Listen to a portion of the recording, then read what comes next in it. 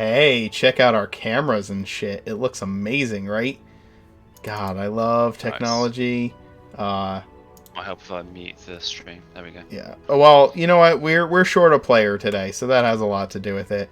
Not that the cameras aren't always fucking a mess when we go live. Let's see. First things first. Let's get Foundry on there. Boop. I'm two people, Yeah, which is you ironic shouldn't. considering who the other person I am is. That just occurred to me. I'm gonna make that joke every week. Gonna Nice. make that joke every week. So please shoot me in the head. All right, let's see. Let's fix these cameras. Whose camera do we want to? Could you have tried any harder? Oh God, that was worse. That may have been worse. 2d10 psychic damage to Rye. Worth it.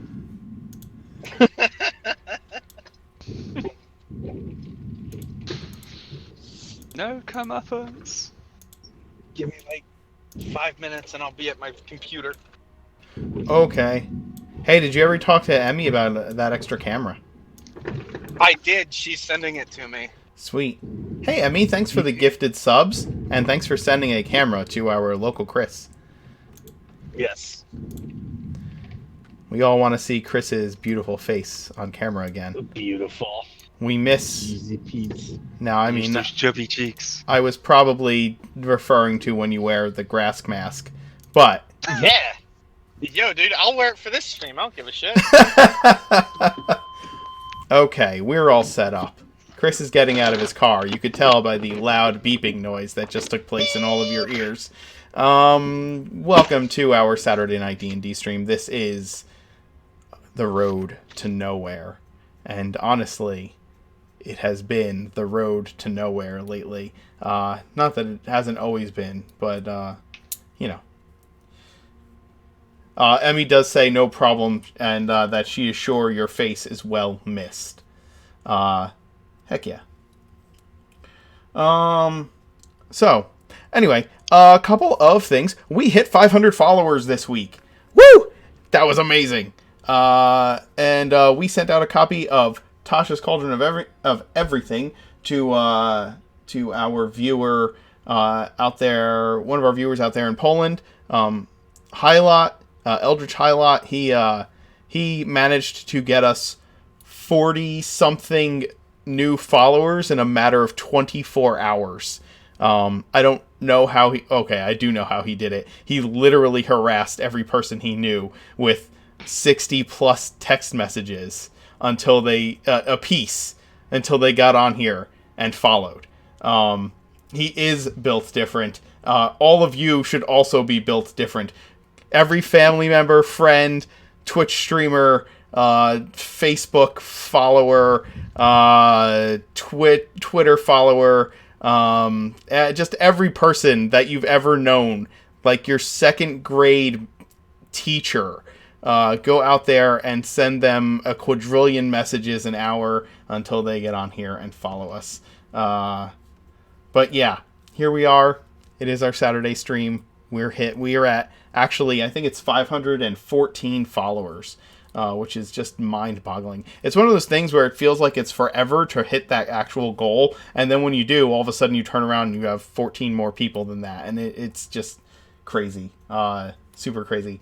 We are trying to hit another 50 subscribers before the end of the month. We have 3 days to do it. If we do, we will send out the third set of dice for the month from our sponsor, Farboco.com. If not, we will reset the counter at the start of next month, and for every 50 subscribers we hit every month, we do send out a set of unicorn dice from Farboco. They are awesome, and yeah, they love to support us. We love to support them. Go check out their website, Farboco.com. Without further ado, why don't we get started in introducing our characters and get the game rolling. Rye, you want to start us off? I'll be happy to. Hello, my name is Rye. I am playing the psionic warrior Vargan, who is a Veldulkin.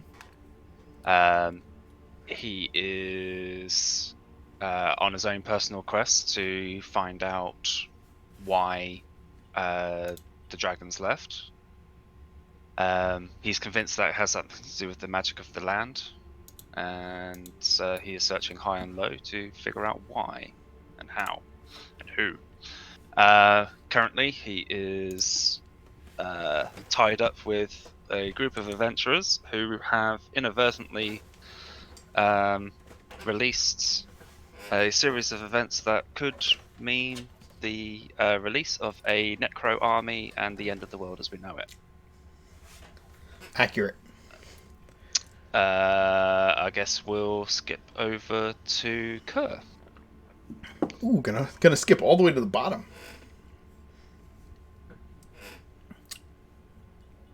Are you okay, Justin? Can you make it? Just sneezing. Yeah, I'm okay.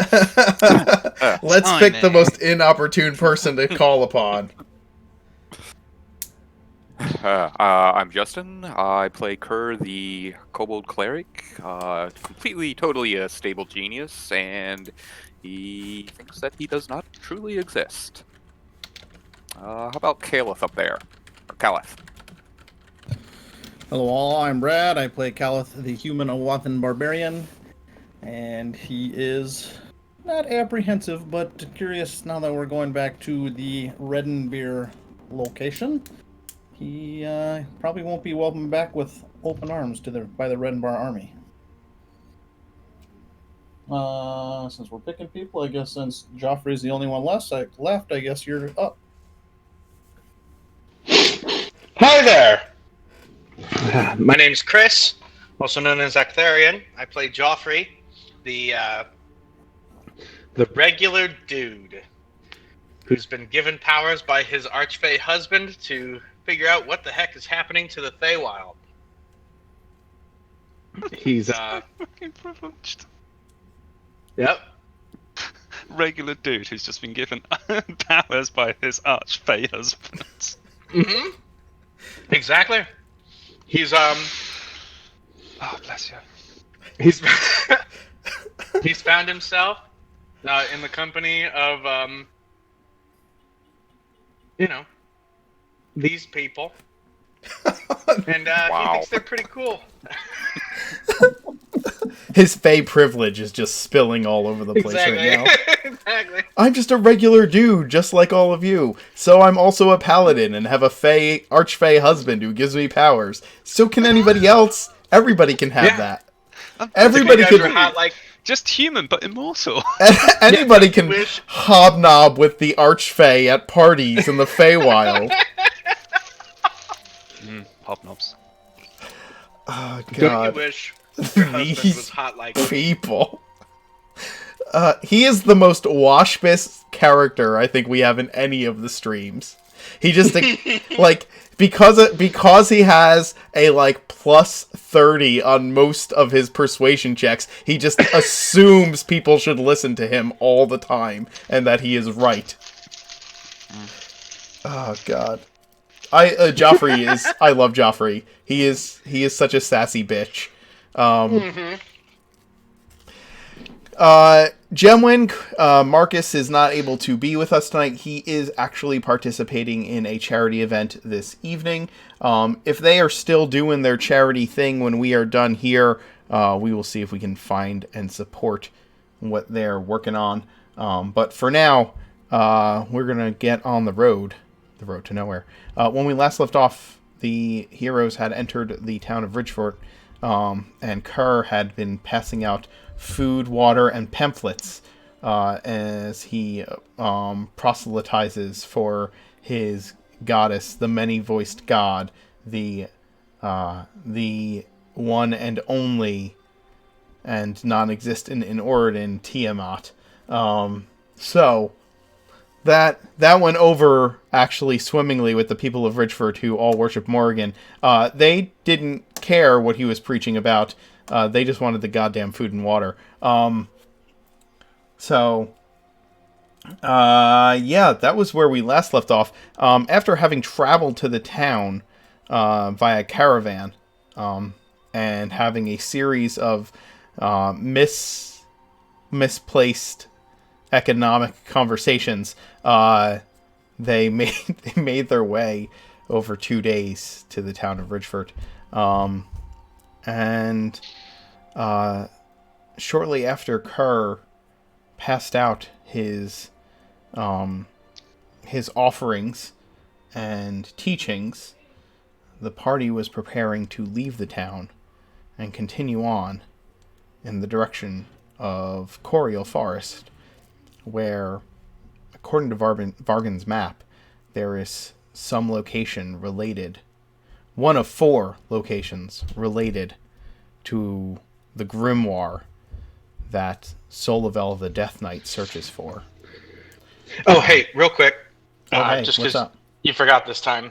Oh, Once Mark reaches 1,000 followers, yes. I have pledged to gift a legendary bundle from D&D Beyond. If you don't know what that is literally every book on D&D Beyond. It is almost an $800 value, and you will have every single digital copy of every book on D&D Beyond with that bundle, which is freaking insane, Chris. That's amazing. Chris got disconnected. He got disconnected. He made his announcement and disappeared. Yeah, pretty much. Oh. Yeah, I'm right here. Oh, you're here. I already told you guys Joffrey's a flaky bitch. I might fucking bounce. You never know. That's true. You will bounce, actually, in about 30 minutes. For at least for at most an hour. Yes. We will Hopefully less. Hopefully less. You all you had purchased the goods from the caravan and told Alice to stay as far away from Reddenburg as possible, consider all things considered, to which she was both shocked and grateful. Where do you head from here? You've packed up your things, and you're preparing to leave town. Yeah. I believe that Vargan found a map that would get you to Coriel Forest, to Reddenburg in half the time, if you were to still go there. Yes, that is true. We still have that map. I'd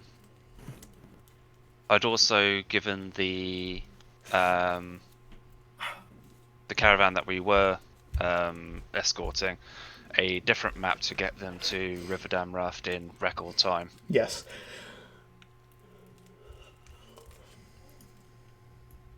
Vargan also has brought up the somewhat alarming situation with the other caravan. The other caravan that was heading to Drayden, that was carrying arms and armor, which we now know is going to may be intercepted by the Reddenburg forces, which we may or may not want to happen. So Vargan is going to ask everyone if they think it might be an idea to catch up to the caravan and at least warn them before carrying on to Coriel Forest, since it's going to be on the way anyway. Yeah, there's no reason for us to go to Reddenburg at this point if we're leaving the caravan that we were with. It just takes us out of the way. Yeah.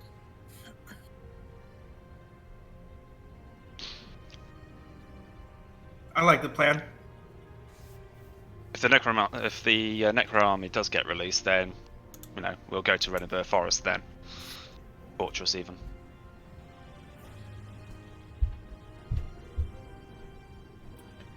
Okay. All right. So you're going to head back to the main road and take that in the direction of Drayen then? Hoping to intercept this caravan? Should I try my luck with the map case to see if... I mean, it's pretty much a straight road, so I don't... Yeah, I don't know foresee- how you can even find a faster route. Yeah. I think over large distances the map is not as useful as it would be in like regional areas. Do you know what I'm saying? Yeah. So, like, if I was going through forests, then that's different. But Right, when there's just clearly a decent highway. Correct. Forests and mountains is one thing, but yeah, plains is plain to see. Yes. All right, Okay. let's go. You head out of Richford to to a small amount of fanfare, considering the food that was given and the aid to the caravan. Orica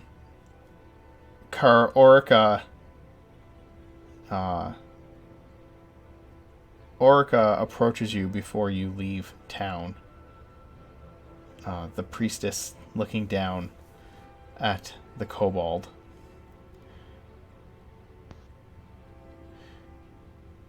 Proselytize your blasphemy in my town's walls again, and I will put my sword through you faster than you can change voices. I let you leave now because of the service that you provided me with in reaching my allies through your sending. But be wary next time you are in Ridgeford, creature. Do we have an understanding? I lean towards towards the rest of the party, very obviously. Oh, it looks like someone can't handle any competition. No worries, Priestess Orca. I don't believe we will be back.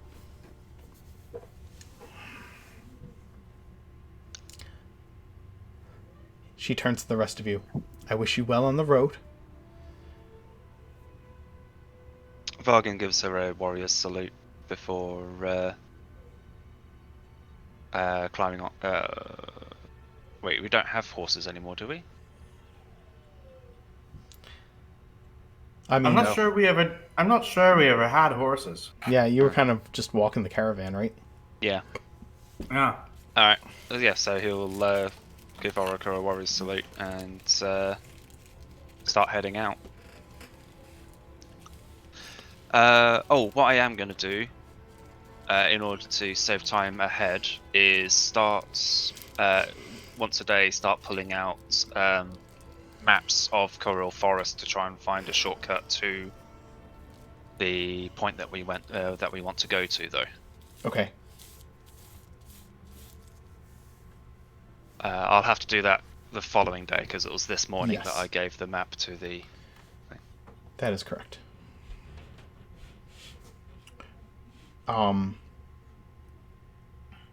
Calith, I will need a I guess it would be history or intelligence roll for the studying the book that Enid Volkmar had written about his time with the Awatha.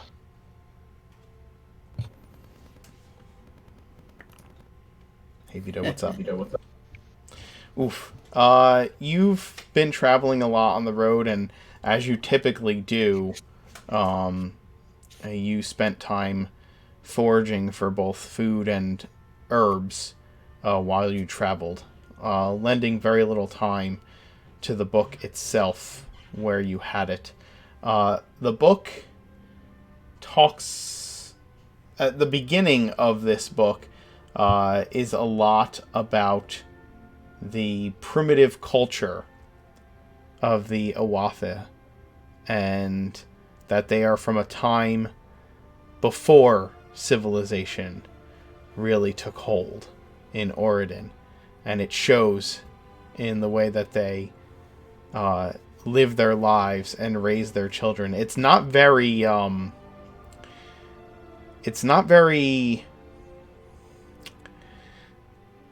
it's rather condescending in the way that it describes tribal and nomadic life.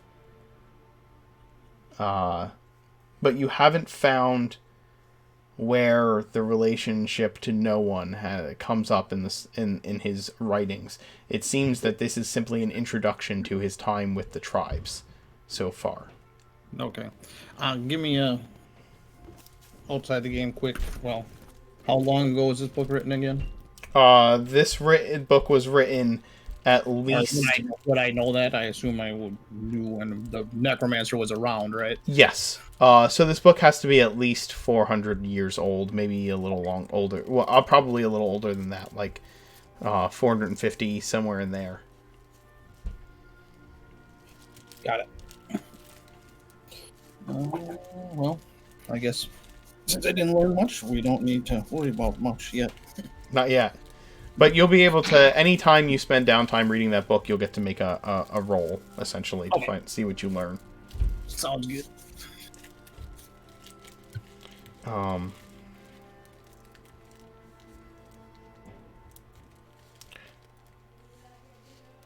The days are hot as you head south. Increasingly so. Summer is supposed to be starting to wane at this point. And yet, the heat of the day is almost oppressive. Calith, it reminds you of the desert. The ground is, the further south you go, more and more dry and cracked.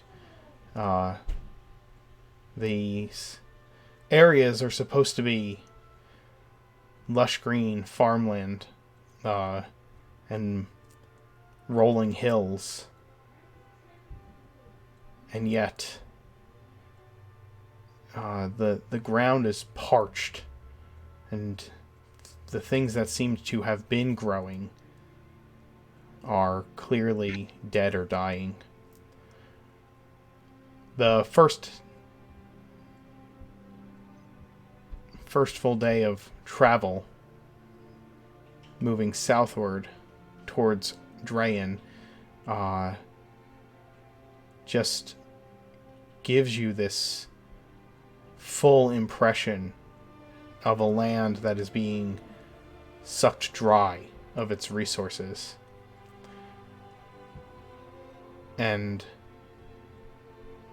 those of you who are observant or in tune with the land, those of you who typically scout, begin to take note of the fact that you hear fewer and fewer background noises. No squirrels chitter. No birds chirp. No animals rustle bushes as they move from foliage to foliage. In fact, there's barely any foliage that doesn't look like an empty set of twigs. By the time you reach the end of your first day of travel, this place looks far emptier than it should. Question. Mm-hmm. Since I grew up in this area, how long has this been starting? I mean, was it sudden? Has it only been going on for like a year or two, or Less is it longer? than that. Less than that. Yes. You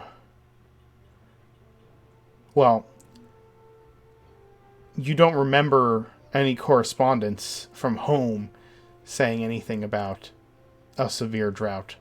Not this severe. And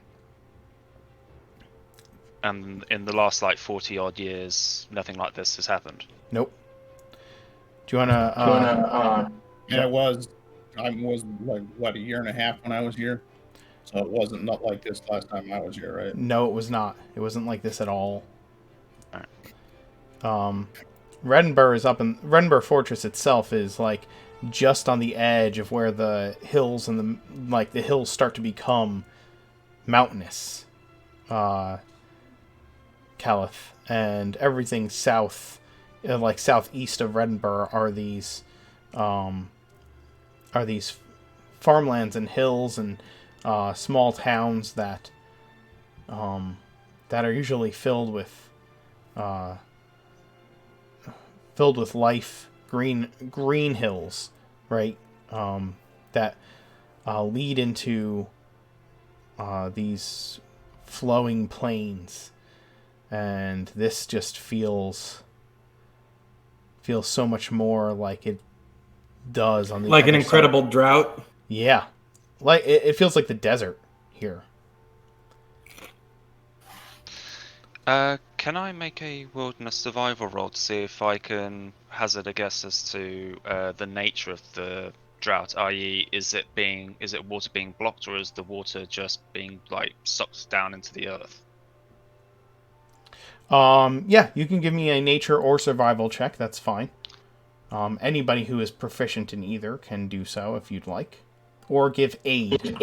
Give help. The help action.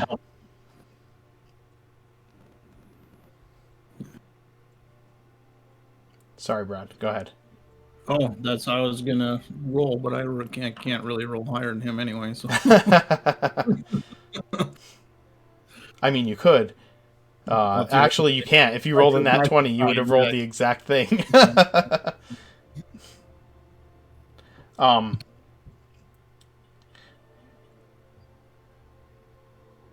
The two of you, but between each other, in examining all of you make camp for the first night, and you take some time to examine what's going on around you.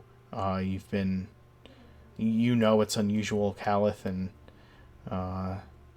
Vargan being from down this direction, although further south than here. You start taking note, and the conclusion you both come to is that this is not natural. This level of drought is not something that should occur. Calith was, like he said, here less than probably within a year and a half of now, and it was not like this. And for it to be as bad as it is at this point, it would have taken a lot longer than a few months. Hey, Mark? Yes. Oh, wait, guys, are you talking about this out loud? Yeah, we'll be discussing it. yep. Okay. About how long ago did the Feywild start to change? About right around the beginning of summer, when power usually changes hands into the summer court. Right around that time period, things started to get slowly but surely wonkier.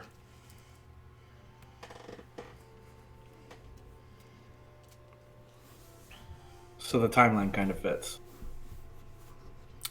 Well, they can't determine how recently this drought started. Right. But it was less than a year. It was less than a year.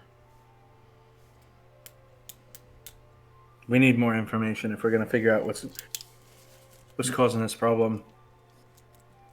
But we don't really have time to delve on that right now.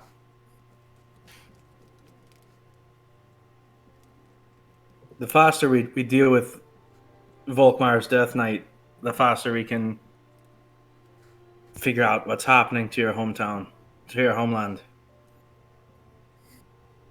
He says that to Vargan. Oh, I wholeheartedly agree with you.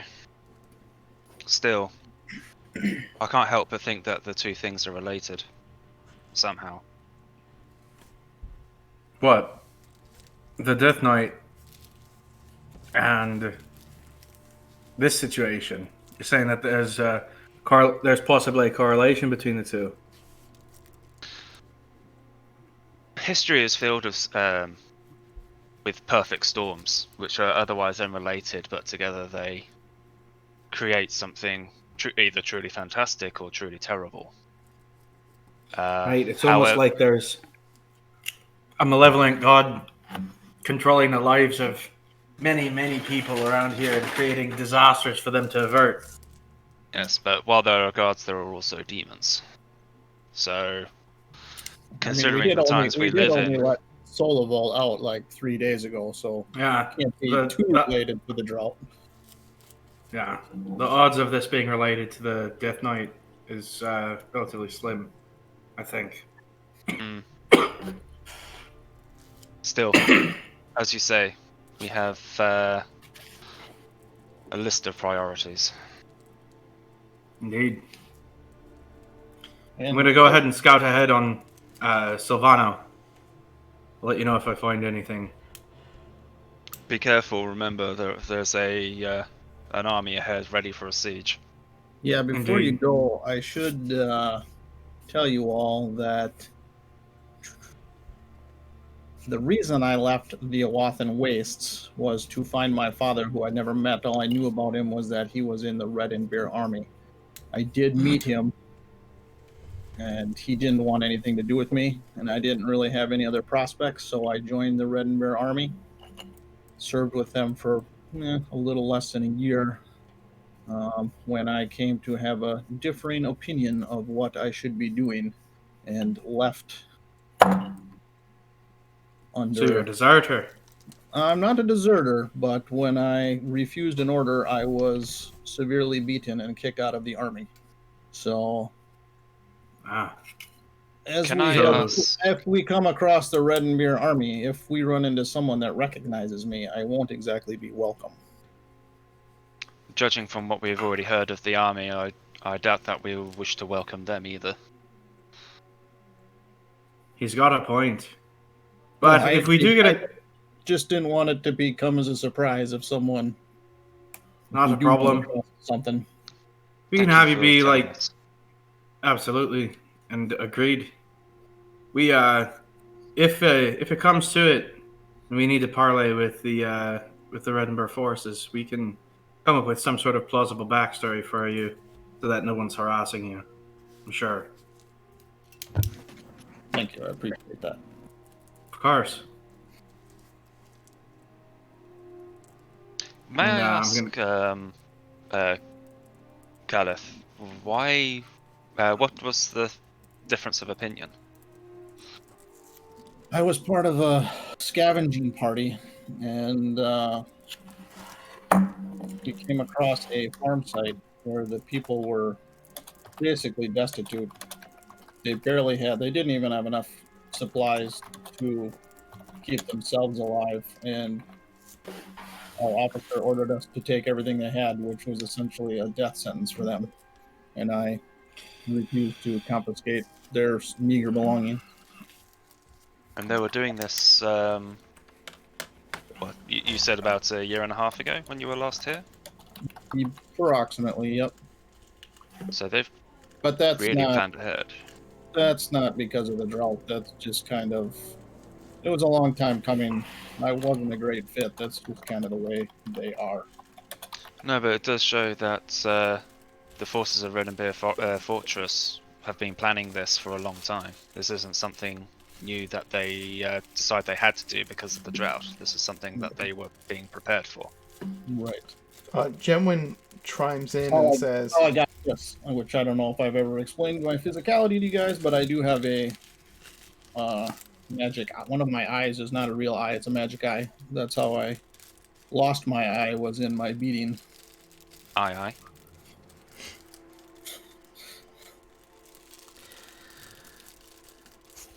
Gemwin chimes in and says, perhaps with the drought, their plans were accelerated. It's a reasonable suspicion. Can't even talk. Based on what? That's what I meant to say. Based on what the rumors we heard were saying. I have studied war extensively, and one of the main components of a campaign is food and water. If you can starve your enemies, you don't need to fight them. I wouldn't be surprised if Red and Bear Fortress was behind the drought. I'm not saying they are, I'm just saying I wouldn't be surprised. They are ideally situated to secretly build some sort of underwater dam or some such in order to stop the water flow. You mean in the mountains? Yes. Water goes through the mountains.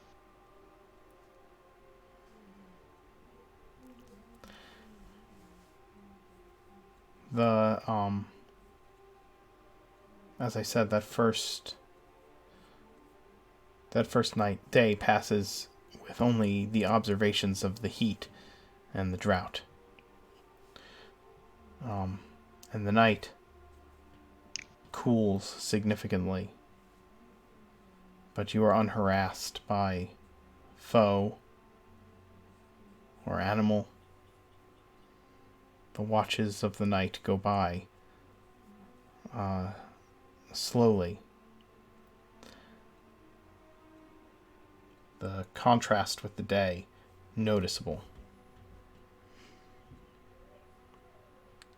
The following day is equally as hot. And moving south along the highway,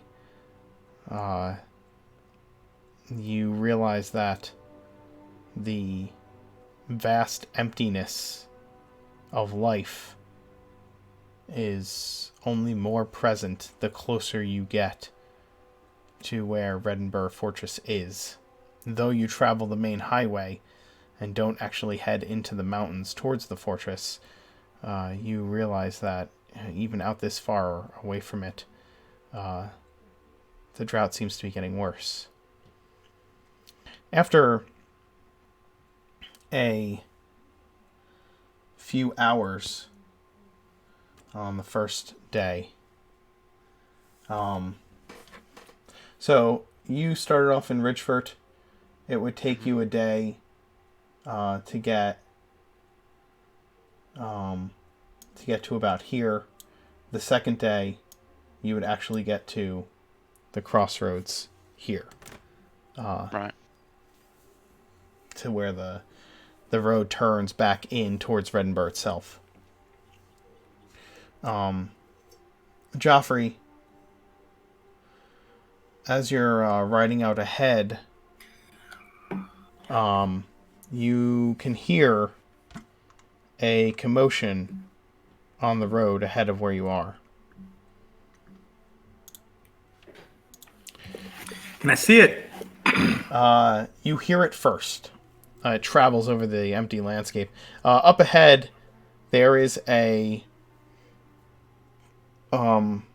there's kind of a pass between a pair of hills. And in that pass between those hills, you can hear gruff voices in broken common shouting for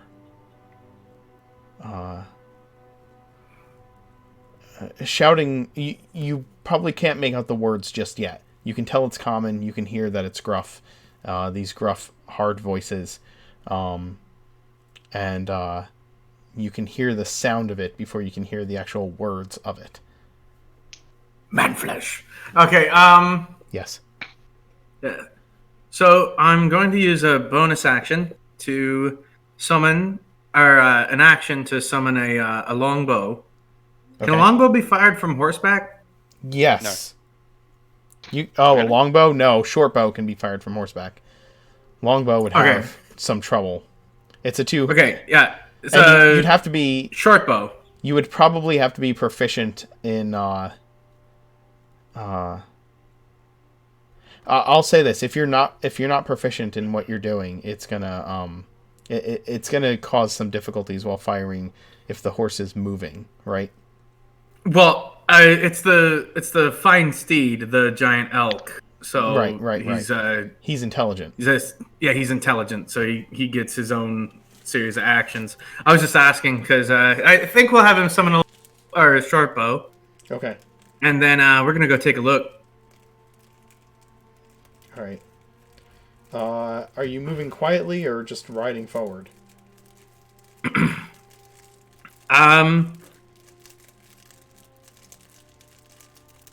Probably. Fuck it. We're not going stealthy. Okay. Let's take a look. All right, and you said you're about 300 feet ahead of the party? Yep. Okay, so if they're moving at a normal pace, it's going to take them 10 rounds to catch up to you. Just so you're aware. Yes, but I can run away. You certainly can. Yes. Okay. I'm going to switch over to another map. When we go there, your tokens will be on the map. However, you are not present, except for Joffrey. It is just so that you can... it's because I had the visual settings different. So... you will be able to see pretty much everything on this map, won't you? What time is it? It's daytime. Probably mid-after, like afternoonish. So I'll just move you guys down here, because Joffrey's the only one on the map. There is a...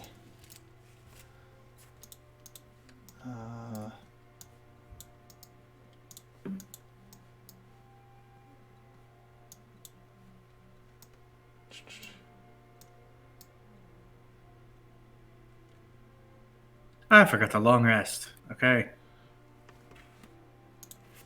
Oh, you guys long rested. You're fine. You can... Yeah. It's been a couple of days now. Hopefully, no, not to wreck any foreshadowing, but if you get fucked up in this fight, Joffrey, after Marks, are you going stealthy or noisy? Now, are you sure? You know it's going to take 10 rounds for everybody else to get there. Yeah, but hey, but with the movement speed of 50 feet and being a coward by nature, I'm not that worried about it. Is this got anything to do with me taking out those zombies by myself? Yes. No. Maybe. I'm starting to worry that having the two of you in the same game is bad news. What? What? What the fuck did I do? You know what you did, right? You guys take every chance to poke at each other. Jesus. Yeah, I know. It's part of our charm. Stop fucking it up. This is what we've been missing all these years. Exactly. All right, so seems to be. Oh, hello. Okay. There's a. Actually, I'll make a. Let's do a drawing here.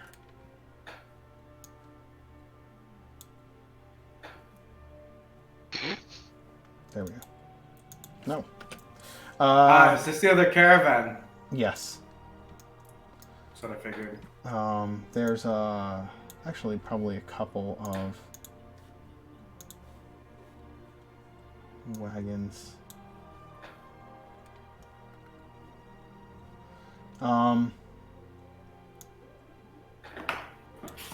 So there's a few wagons and a few commoners, or tradespeople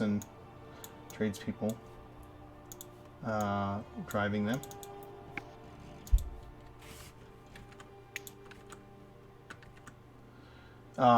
And there are a series of hobgoblins up on this platform and blocking this door.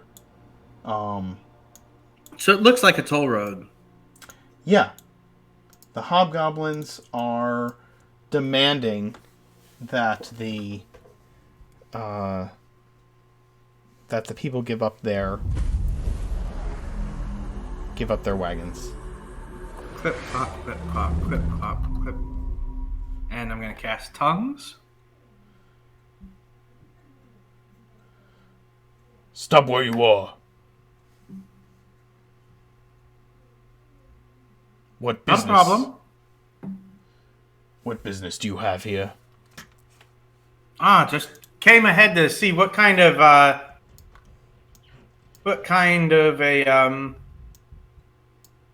obstacle we were dealing with. I'm with a small group of friends, just trying to make it safely to Draen.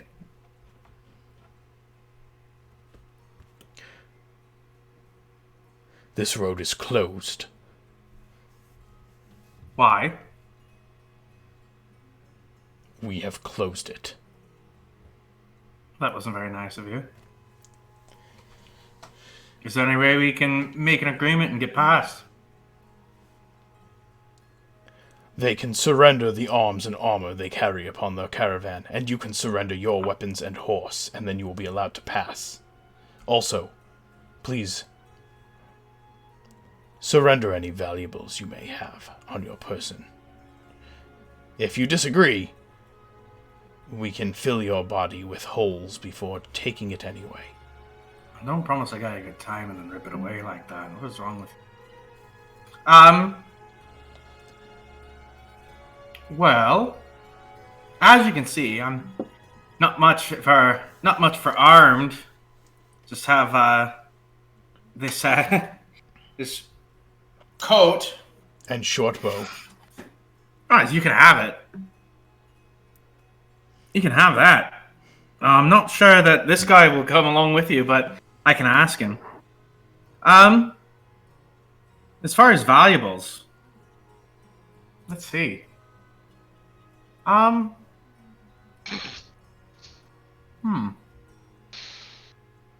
I do an insight check as, Why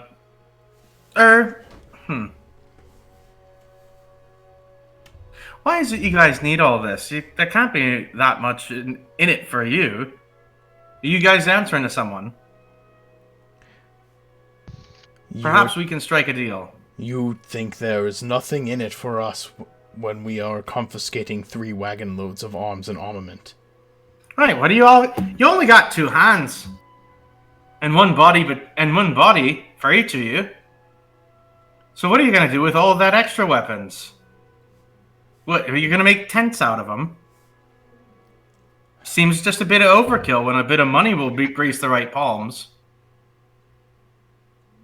And that way you can buy nicer things than what these people have.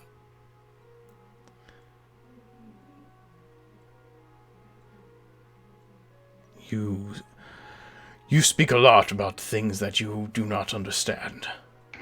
Look, I understand commerce. Your weapon and your valuables, and you will be allowed to pass. Otherwise, it will be removed from your corpse. How difficult is that to understand? It just seems a bit unnecessary, really.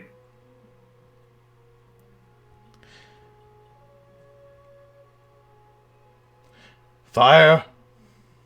I tire of this human. Wait, this was like some leader? I didn't know. I thought that because he looks just like all the other ones, but the one in the middle.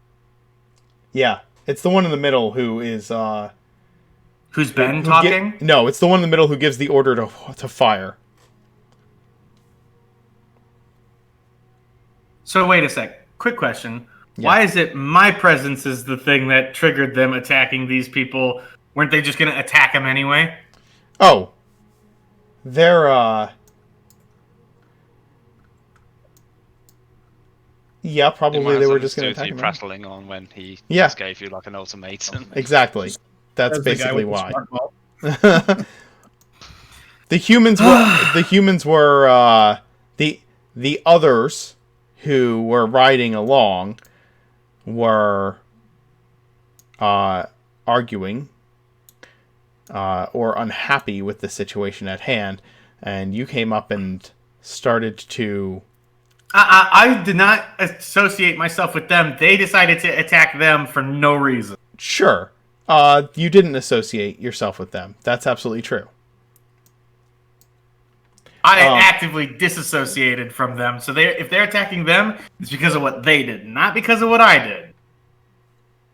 You are correct. You were talking to this gentleman on this side. The Hobgoblin commander or the Hobgoblin captain here and the other Hobgoblin have hold of the reins of the horses of the other 2 wagons and have been arguing with the people on those wagons when the Hobgoblin captain turns and gives the order to the ones up on the building here to fire. I suggest you don't do that, mate. I'm going to cast suggestion on the one telling him to fire. Wisdom save. And they can all understand me, which was the problem last time. 17. Fuck! Alright. That's fine. That's fine. This is fine. This is all fine. It's all going according to plan. Yes, this is exactly what I wanted. Eldritch Blasts for everyone. Okay. So let's roll initiative then to see what goes off first, right? This is fine. This is fine. Everything's fine. Everything is going exactly as I planned it. God damn it! All right.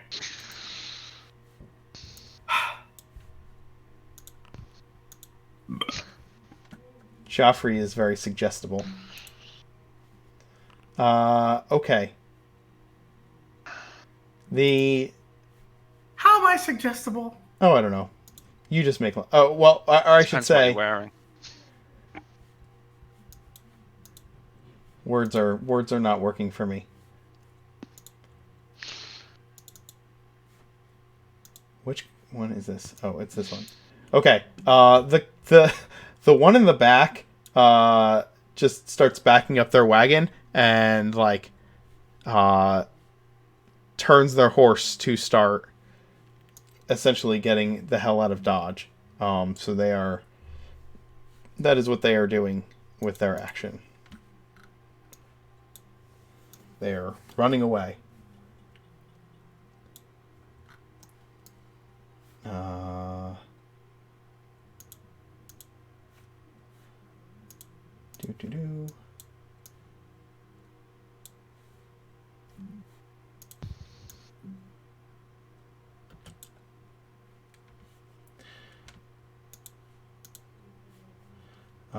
This one is going to, hearing the command to fire, they're going to jump off of their wagon and try rolling under it. The Hobgoblin captain is going to take a swing at them. And miss. So they are hiding underneath the wagon. Joffrey. Yes. Oh, shit. I actually have to roll. No, Silvano goes on my action. Or on my turn. Correct. So, because I'm riding him. All right. Well, I said it. Now I gotta carry through with it. Looks like we're gonna be Eldritch Blasting Captain Insano here. Captain Insano. I like it. Yep. All right. First blast. 16. And a 12. He ducks your blasts by ducking back back behind the horse that he is holding onto, and they slam into the wall behind him.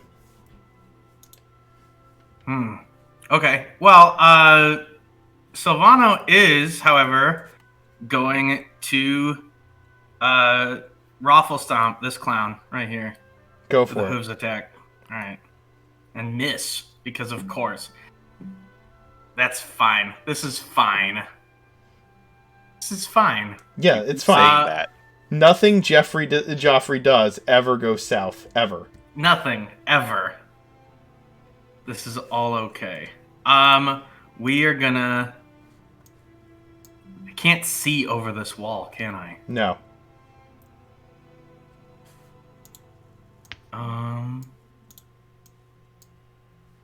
No, ignore everything behind the curtain.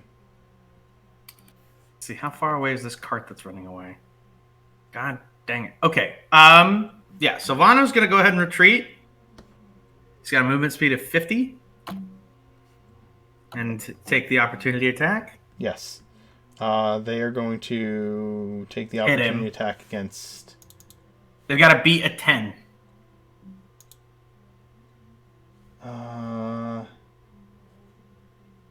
Yeah, we'll try and swipe at your horse. And miss. Are you serious? That's awesome. Yeah, I rolled an 8 total.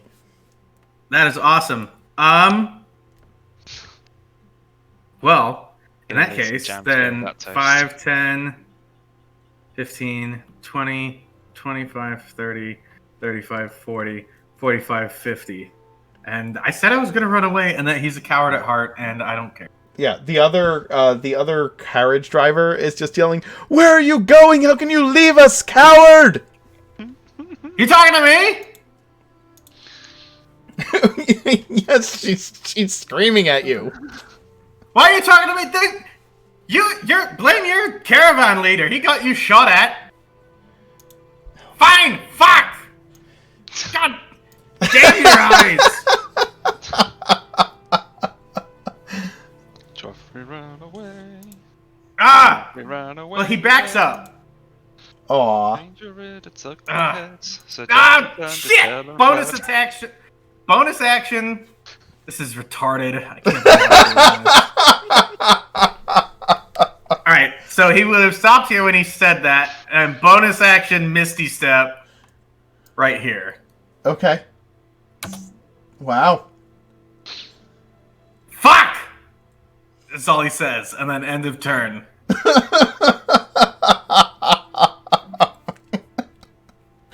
Okay. Sylvano is going to halt once you Misty Step off of him. You can tell him what you want to do. Sylvano's going to turn around. Okay. Because he's about to charge whoever comes in within melee range. Alright, let's see. Longbow on the commoner.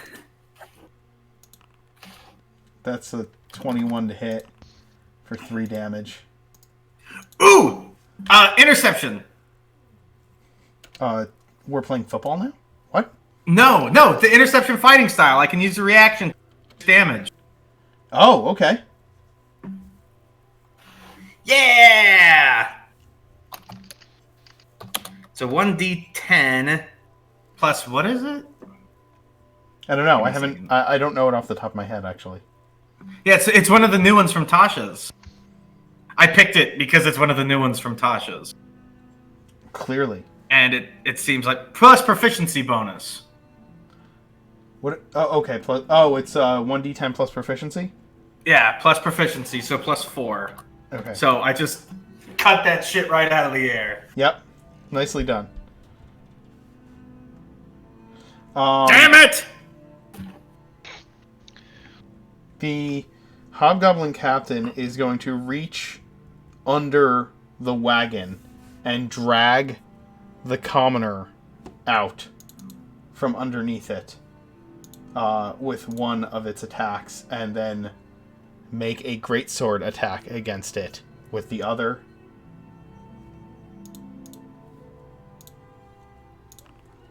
And hit and kill the commoner, the caravan leader, right in front of you, Joffrey. Oh boy. This is less fine.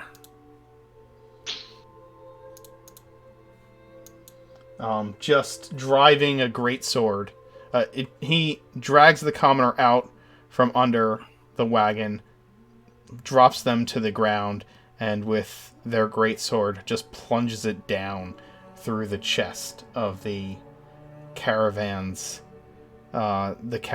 leader's body, and pulls the blade out, and then points it at you. Mm-hmm. Get him. Okay. All right. Another hobgoblin that's up on the wall, or I'm sorry, this hobgoblin that you were smart mouthing earlier is going to run there and there and try to attack you while you're up on the cart. 18? That just hits. Okay.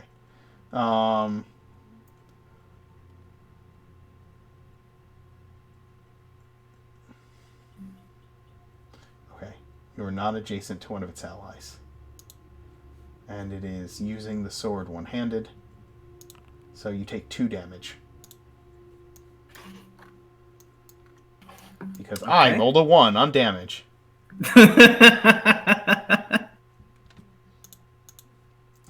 And then the other hobgoblin here is going to grab for the rider in the front, or at least swipe for the rider in the front, and critical hit, and use its martial advantage, doing. It can't.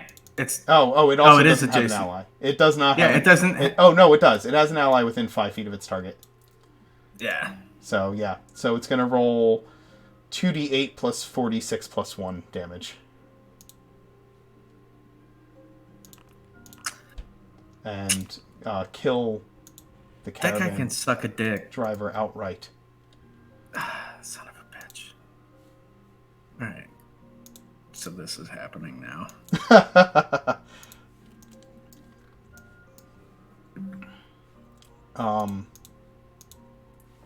One of the other hobgoblins on the wall is going to fire at you. It suddenly occurs to you that the wagon driver might have been calling out to the other wagon driver who was running away, and not to you. God, Mark!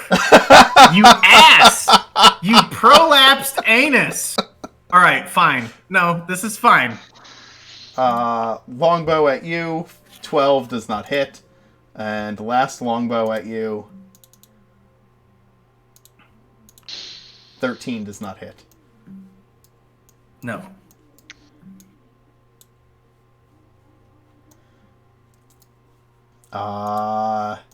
The wagon rider that is running is going to continue to run as fast and as far as they can. They're going to catch up to your companions, probably in another round or so. Because your companions are moving towards them, and they are moving at tops. They are dashing in the direction of your companions, moving at the, double speed. Yes, it's the classic math problem. Yes. If a cart runs away from a hobgoblin total spot at 2 a.m. traveling 120 feet per 6 seconds, and the party is headed towards them at 30 feet per 6 seconds, how many rounds will it take for them to meet? Correct. Yeah, That's I a remember trick math question, class. though. That's a trick question, because we're not actually traveling anymore. We've all stopped for margaritas. Yeah. Anyway, I think it's my turn now? Yeah, Joffrey, it is your action, and also for that lovely quip about the math problem, I will give you inspiration. Wonderful. Go. Because I'm gonna need it. How shady is this area? Like, as in, like, actual You said it's shade? afternoon.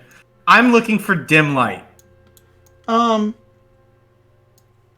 There's probably some shade in everything that you say, and maybe up against the wall. Okay, awesome. Well, in that case, bonus action, third level shadow blade. Okay, nice. And we're gonna go ahead and attack with 2 rapiers against dude? this guy. Okay.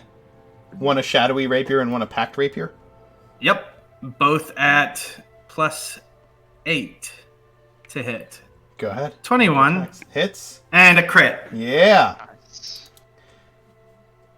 That's probably going to do bad things to the hobgoblin. Hold up a second, I'm getting a phone call. Oh, Sorry, no, it's all good. It's all good. Okay, roll the damage from your first attack. All right. So the normal rapier is 1d8 plus 4. Packed weapon. Yeah, that makes sense. 8 damage, and then that is actually the psychic rapier, the shadow blade is 6d8 plus 3. Yes.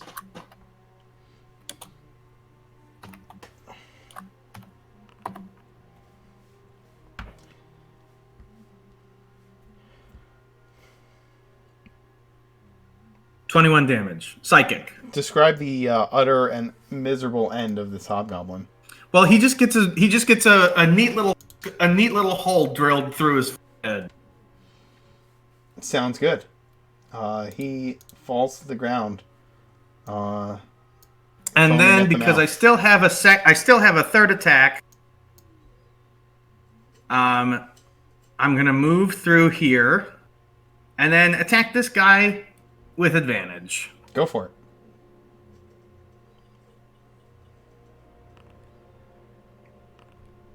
And apparently that didn't change a goddamn thing. You know what? Son of a bitch. Alright, that's fine. Yes, this is fine. Everything is fine. Yeah, everything's okay. The hobgoblin here... Nope. Because this guy is also getting crashed into by a giant elk. Oh my god. We need an elk token. That's what we need. Yep. I have to hit him with a ram attack. Let's give you an elk. Let's actually give you Okay. an elk. Hold on.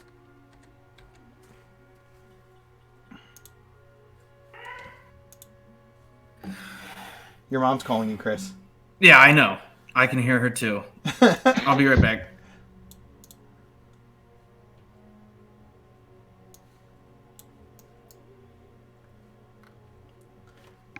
We should probably give Chris control of the elk.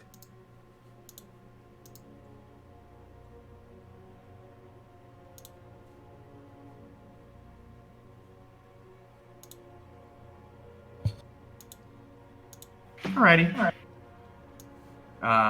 Elk token should be large. There you Wonderful. go. There he is. He's so pretty. It actually is a character sheet. You have ownership of the elk and the character sheet. So Wonderful. Yeah. I forgot he's fucking huge. So, he's huge. can he throw this cart onto the chief? You want him to ram the cart forward onto the guy? Yeah, into the chief. Yeah, go ahead and make a shove attack against the cart. Okay, so just what, like strength? Yeah, it's just an athletics check against the cart. Oh, okay. Because it gets +5 to its melee attacks. All right. Yeah. You know what? You can ram the cart. Use the ram attack against the All cart. right. He rammed the cart and rolled a 10. Pretty sure that's its armor class. Yeah, it's probably going to hit the cart. All right. Does that push it moving forward 20 is the feet forward. question. Huh? Moving 20 feet Well- forward does what? Moving 20, if the elk moves at least 20 feet straight towards the target and then hits it with a ram attack on the same turn, it takes an extra 7 damage. If the target is a creature, it must succeed on a DC 13 strength save or be knocked down. Okay, that makes complete sense. It's just the cart is hitting him instead of the actual elk, right? So he's going to make a strength save, is that it? Yep, strength saving throw. That is a 20. He succeeds. Yeah, And so- the cart takes 6 damage. 13 damage. 13 damage, yes. So, yeah. Cart takes 13 damage. The cart, part of the cart smashes off as this happens. Weapons and armor go flying and clattering onto the ground.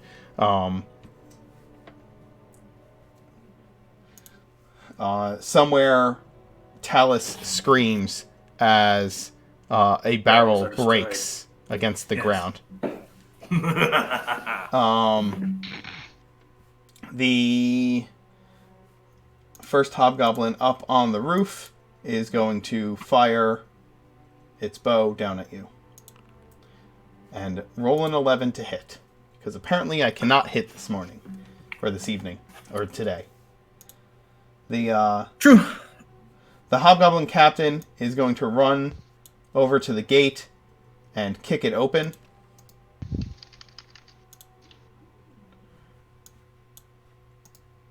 And call for help. In Orcish. Or in Hobgoblin. In Goblinese. Right. Get out here! This is fine. He's then going to...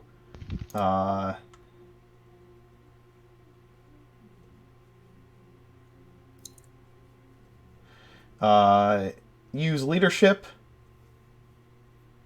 so that hobgoblins, it's going to use its leadership ability, which says that for 1 minute, the hobgoblin can utter a special command or warning whenever a non-hostile creature that it can see within 30 feet of it makes an attack roll or saving throw. The creature can add a d4 to its rolls, provided it can hear and understand the hobgoblin. Okay. And then it's going to step forward towards you. And Didn't he use his action to interact with an object? you can interact with an object for free, my friend. What? Yeah, you get a free interaction with an object That's as a part of fine. your movement. He just kicked Bring the it door on. open and shouted.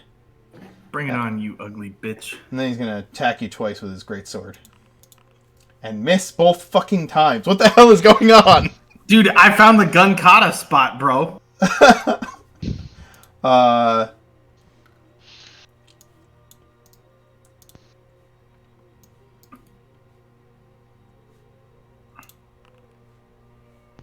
Sorry, I had to add the new hobgoblins to the list. I can take him. Yeah, I think you got this. I'm pretty sure I do. I'm pretty sure you do too. Mm-hmm. Help is on the way, man. No, we stopped for margaritas.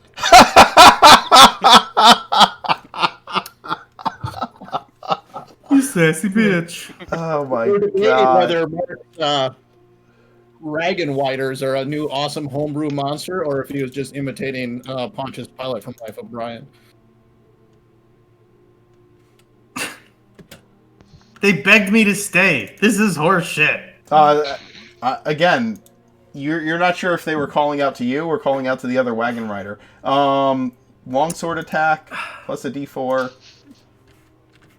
Wait, all the hobgoblins get plus D4? He blessed all of them? Any hobgoblin, any allied creature within that he can see within 30 feet of him gets a d4 to its attack rolls and saving throws. This is okay. I'm okay. Not worried about it. It's fine. It's fine. Yeah, it's fine. So that's an 18 to hit.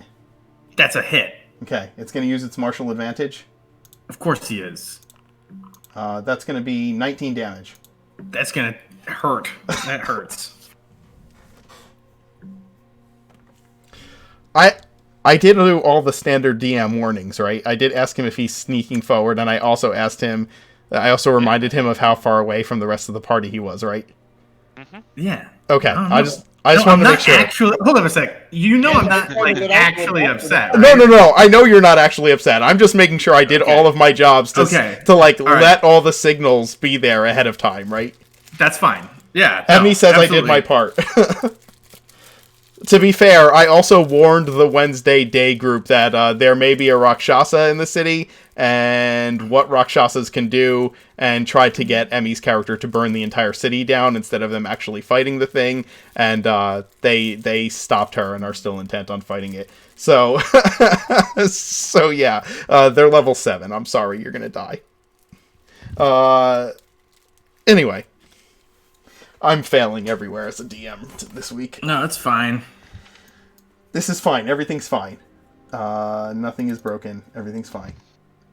If there's a plus side to this, it's that the hobgoblins are all only attacking with their versatile longswords with one hand because they're wielding a shield. Right? Yeah, that's good. Yeah, that's a D8. instead Silver of a lining. D10, you know. This dude... Wait, where's the... Also, not being able to be crit's nice. You can't be crit? No.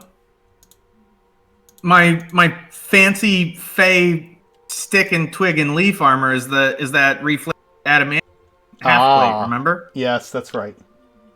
Alright. This one's attacking you.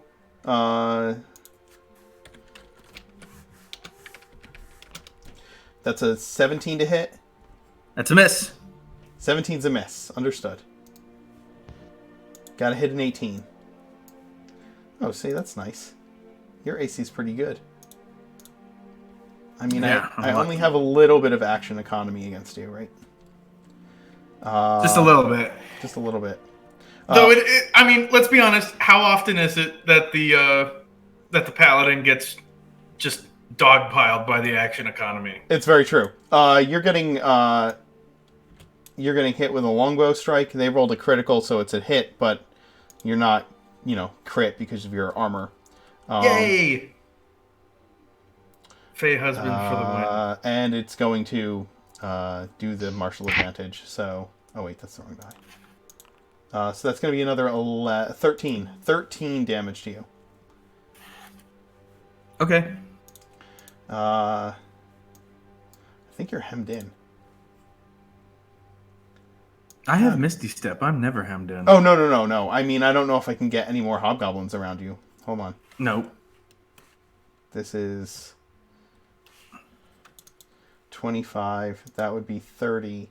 So it needs to... Isn't it double movement cost to move through allies? Yeah, it's gonna... it's just gonna use its... It's gonna dash to get around behind you. That's fine. It's dashing. It's a dashing hobgoblin.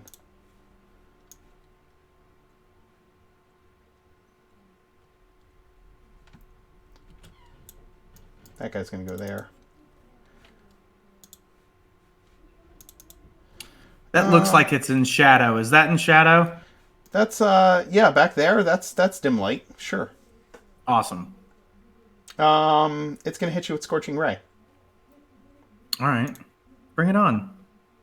Because it's what it would do. I was told to come get you.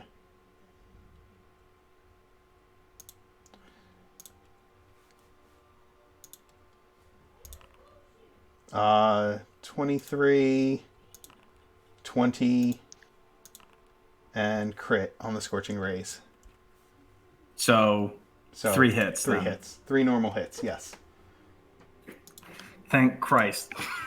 So that's going to be 15, 22 damage from the Scorching Rays total. Okay. I am finally bloodied. Fair. This is what Chris wanted all along. Yes, he wanted to just show You fell into my trap! I did. Which hobgoblin is this? God damn it. Oh, that one. I don't think he can actually hit you with a longbow right now. Probably not. Like, he doesn't have anywhere to go, so he's going to do this.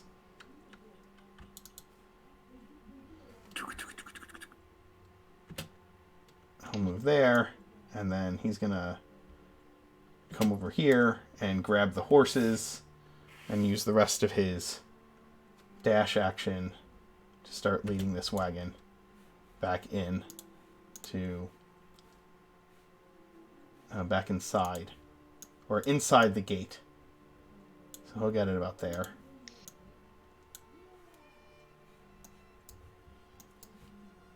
And last Gobbo is going to climb. Use its movement to climb up here. And then dash to there. And that'll be its action. Alright. Guys, wherever you stopped for margaritas, there was suddenly a wagon. I hate all of you. There's about 31 meters away. Yes, there's a commoner. There is a trader on a wagon that is barreling down the highway, panicked, agitated, just like riding at top speed. Things are flying off the wagon.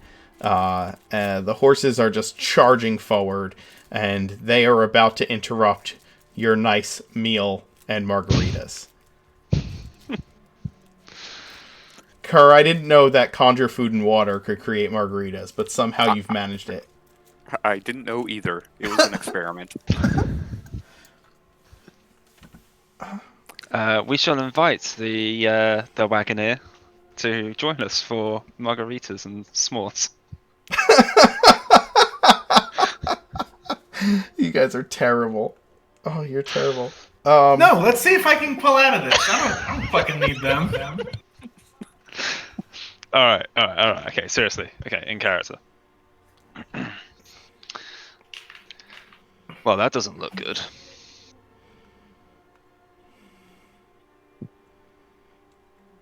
Vargan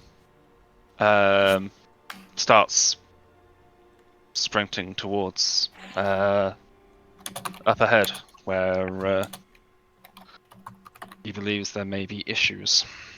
Sure. What do you all do when you see this wagon?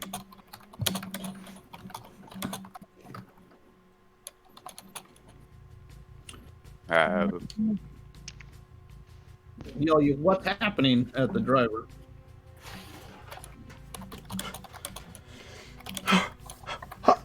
Hobgoblins have... Oh my... By the gods. I need a margarita. She, the wagon driver, pulls up, on the reins. There are hobgoblins! They killed everyone! They killed everyone.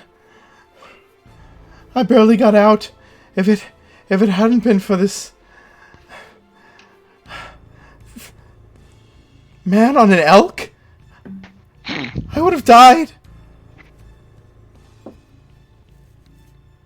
What happened to the man on the elk? I don't know. I didn't see. I took off. They killed Marty.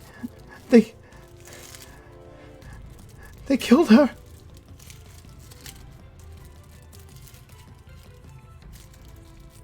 Oh, well, I suppose we should take care of this. Gemwin, would you be a dear and cast enlarge on one of us? Or us, specifically?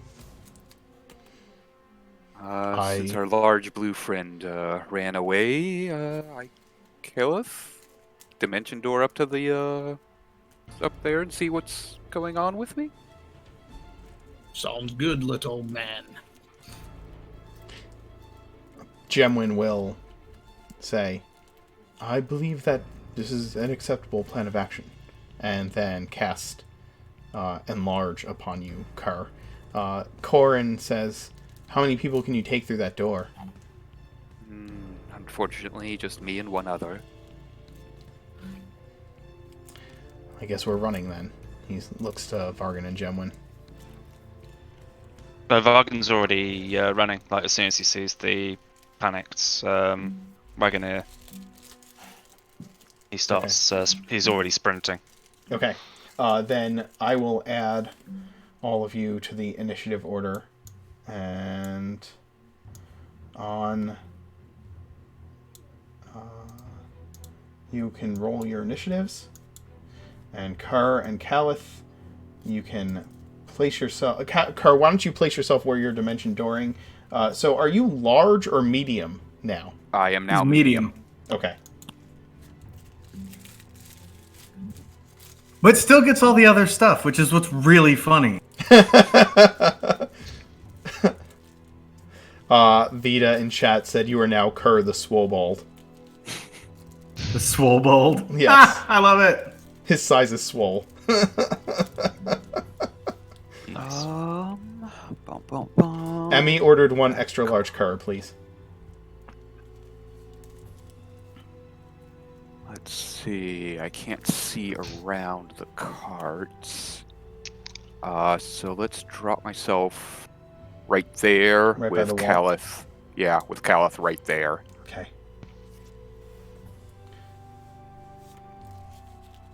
All right. Hi, guys. You dimension door in. I'll roll for Corin and for Gemwin. Vargan, can you roll your... Did you roll your initiative? You did. It's a 20. For some reason, it didn't register. Weird. I see it, but it didn't put you into the initiative. Maybe I rolled too early or something before you'd completely finished it. Oh, that may have happened. Now, do they get to act in this initiative turn? Or are they still a turn Yes, behind? they do. So the Wagoner is going to plop onto the side of the road and try and calm their horses while all of you rush off to battle. Let's see.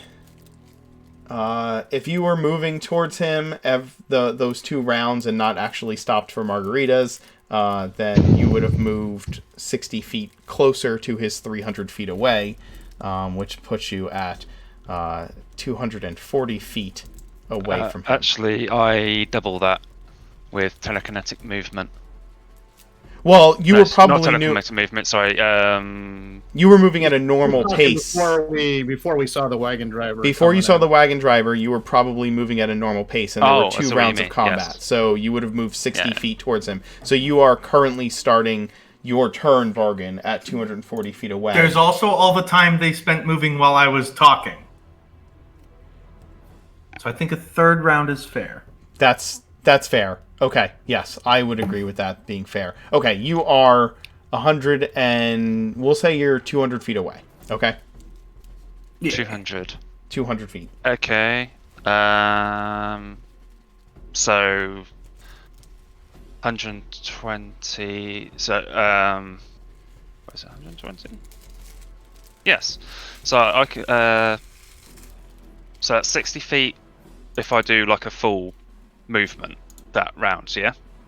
I can travel a maximum of 60 feet around if I only move.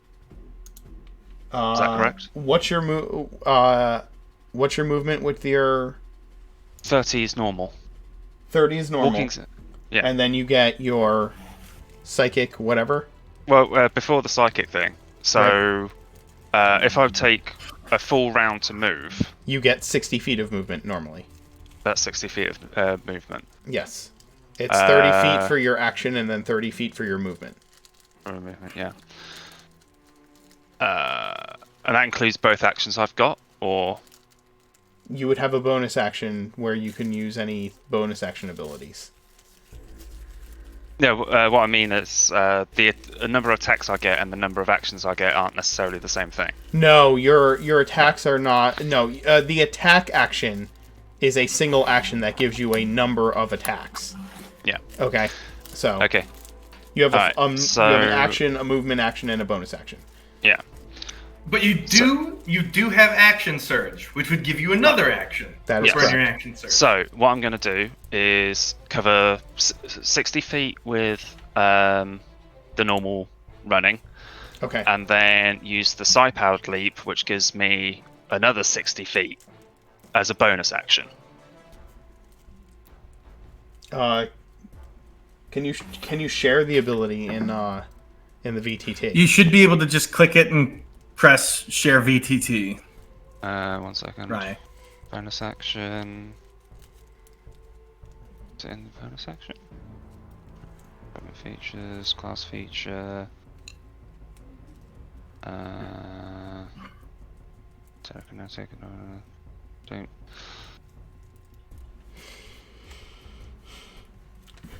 What is it? Should be psychic. There you leap. go. Oh, there it is. Psychic leap. Telekinetic movement. No, it's psychic. No, psi-powered leap. Telekinetic movement. Something else. Oh. It's called psychic-powered leap. I don't see an option to. Oh, share there it is. There it is. When you make a high or long jump, you can roll your psionic talent die and extend the distance of the jump up to a number of feet equal to twice the number rolled plus twice your intelligence never modifier. mind. That's different from what's on the D&D Beyond page. Okay. No worries. 60 feet's respectable.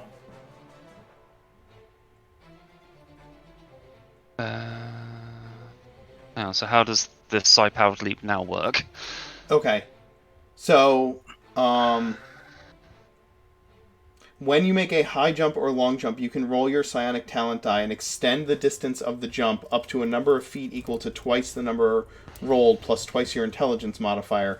This extra distance costs you only 1 foot of movement, which is actually really awesome.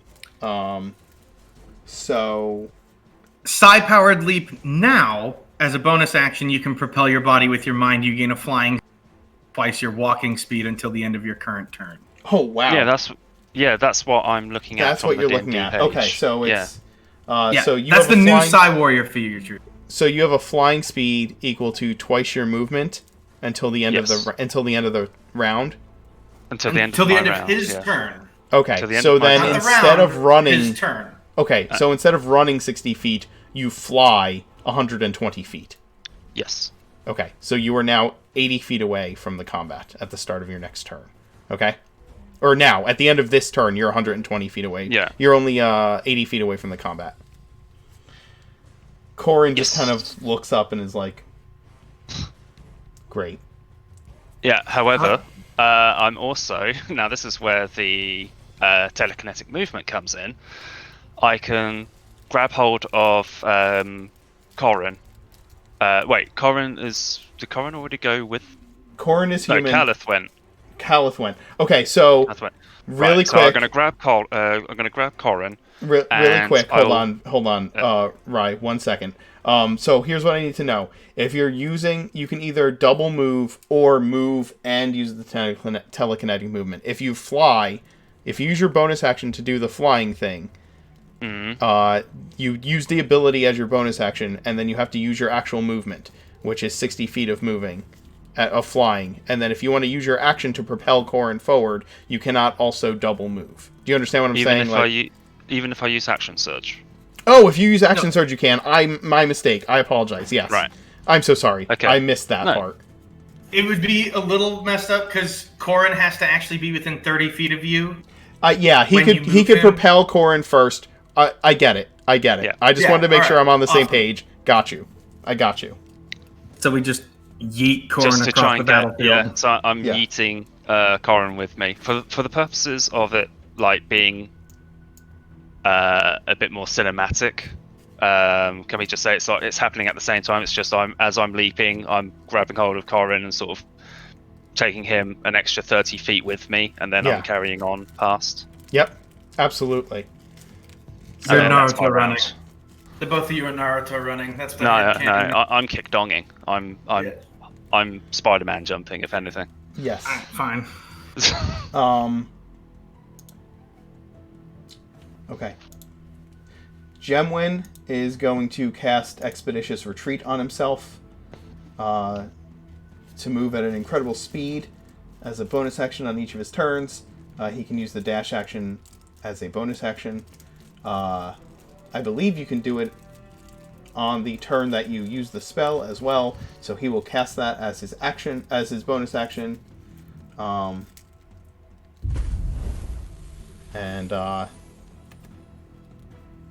he's going to move 30, 60 feet. Well, he'll move 60 feet forward this round. So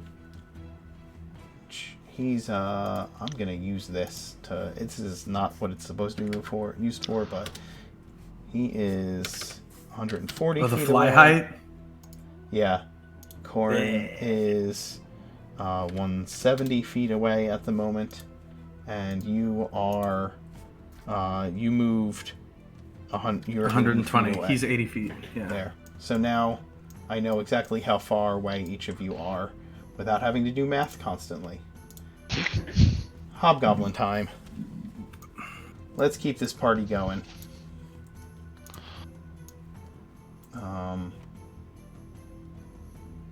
This hobgoblin is going to dash.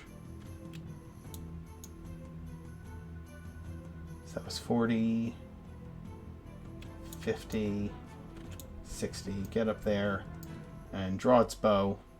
And kind of just wait because it used its action to dash. This one will come and actually this one is going to go right here.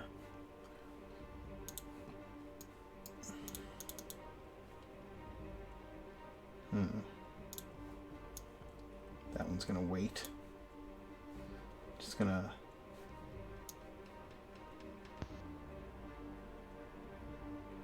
move here and hold its action. Calith. Yeah, right. Hi, Calith. Joffrey is surrounded by hobgoblins. The hell have you gotten yourself into this time? Oh, you know. The usual. Calith will give an Awathan battle cry to the spirits, enter a rage, and then why can't I move my character? there a reason I can't move my token? Maybe because I put it on the board. Do you want to drag a second token onto the board real quick? Can you drag a second token on the board? There it is. Okay. I'll delete that one. You can put yourself in the spot. Can you move that token? No. I have everything clicked, right? Yes.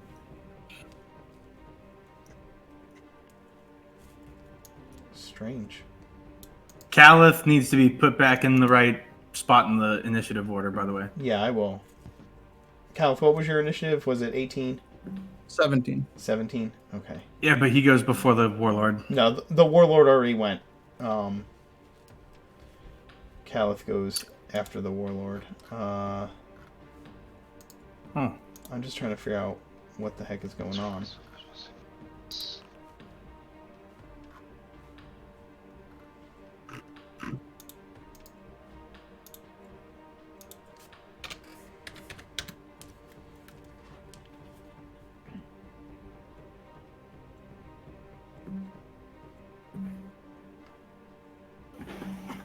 I actually really like what they did with Psy. The rework looks... Yeah, it's just amazing. now it's still because it's not transferring over for some reason. So I don't know if I need to just make a whole. I have to pick a different fighter class or what. But We'll figure it out after the game. Sorry. That's okay. It says that you have ownership of the token. Caliph, I'm not. Are you're clicked on the token and it's just not moving it, huh? Yeah, I got my little person thing and the square. That's what I should be on, right? On the upper left. And Oh! I know what's going on. If you're down here, can you move around? Nope. Oh, weird. I don't know what's going on. Okay. I thought he was hitting a wall, like an actual like in-game wall that I put up there, but that's not what's going on. Okay, well, can you move with your arrow keys? How do I delete that? I got it. Okay. So you're selected. You're clicked on the click on the meeple on the right hand side. My game is paused. Is that on me or is that you? How do I? That might on be on you. you. Hit spacebar. That doesn't do anything. It says your game is paused. Yes. It's actually been. Oh, there we go. Now it's unpaused. Okay, there we Okay. go. All right, now Now. do Caliph, you're here! Now we've got him! do the things that Caliph do.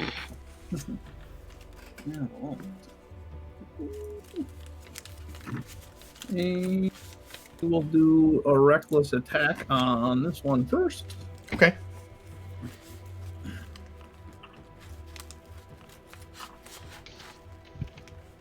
That is a 23 to hit. That's going to hit for 16 damage.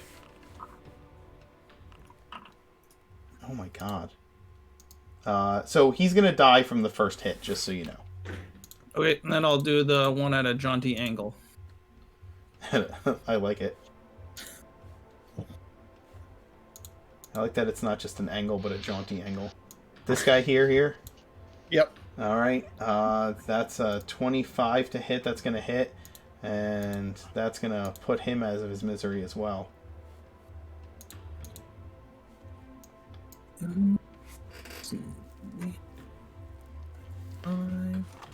Callith's just showing up and showing off.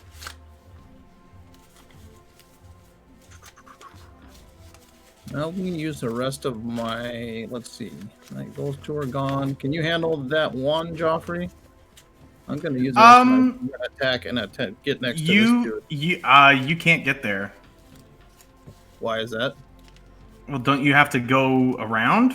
And No, he can go. He can step dead. over. 5 feet there. 5, 10, 15, 20, 25, 30, 35. I got 40 feet of movement. Yeah, he's got 4. Oh, okay, my bad. Yeah. So he would move there. and then there. That is only 30 feet of movement, so even if he needed to use an extra 5 feet of movement to get between the carriage and the hobgoblin, he could get there. Alright. Sweet. Well, I guess this guy would get an attack of opportunity against me. I guess I forgot about that. Yeah, you would actually take 2 attacks of opportunity. One from... Because there's a guy under this corpse. Oh! Which is why you can't move through. Oh, I didn't know that he was there, and I won't do that then. Yeah, I'll just go to there. There you go. Sorry, He could have moved through. Yeah, not if there's 2 guys there. He could have moved through, right? Like he can move between the wagon and the hobgoblin. But it would take him difficult. It would be difficult terrain, and he would take 2 attacks of opportunity total. So you're just gonna move up there, and then you roll a 14 to hit. That was the second attack reckless. Oh, that was the second attack reckless. Okay, that's fine. I'm done. I killed those 2. That's it. Yes. Okay. Joffrey. All right. Well, Joffrey's gonna look at Caliph and be like, "Well, it's wonderful that you're here. Bye." And Misty Step, 2nd level spell slot, because I get to use those over here, and then he's gonna use 10 feet of movement to get into the shady spot behind the Hobgoblin caster. Okay. And then 2 attacks at advantage with the Shadow Blade. Okay.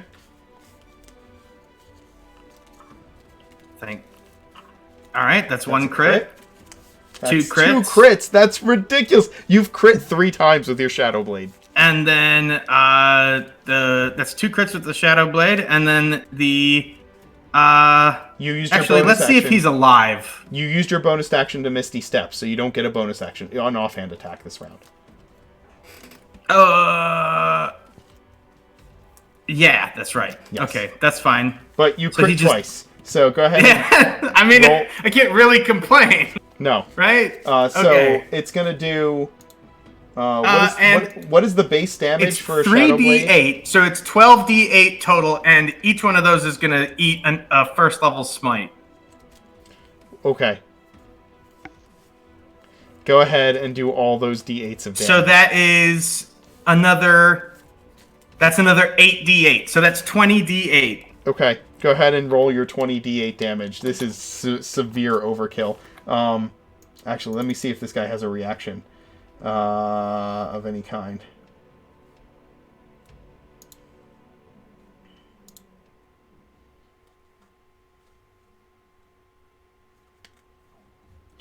I don't think it can.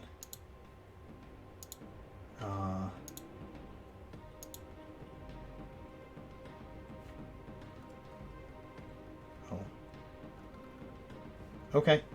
Yeah. That's just what it do. Go ahead, roll your damage. Is he dead? 83 damage? Yeah, it's dead twice. Okay. Now that this guy has a longbow, right? Which guy? This guy on the wall. Far Not on the wall, but like on the guys up on the platform all have longbows. Yes. No, up here. Sorry. The guy guy closest to me he that's has a not longbow dead. as well. Yes. Cool. Okay. We're gonna go ahead and climb up there with him. Okay, go for it. It won't let. Oh, do I have to go? Okay. It may not No, let you it says- because there's a wall there. Yeah. I was going to use the lighting, but it was just a pain in the ass on this map. No worries. Okay, so he's up there, and then Silvano is going to back up. So that's 15, and then boom! Just crash right into this guy. Okay, make your attack with Silvana.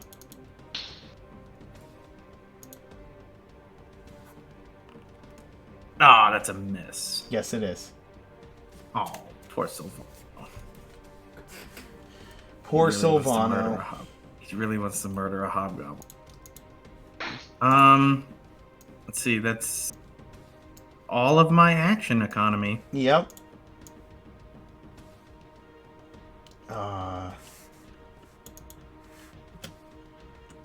This guy will move in here and start attacking Caliph.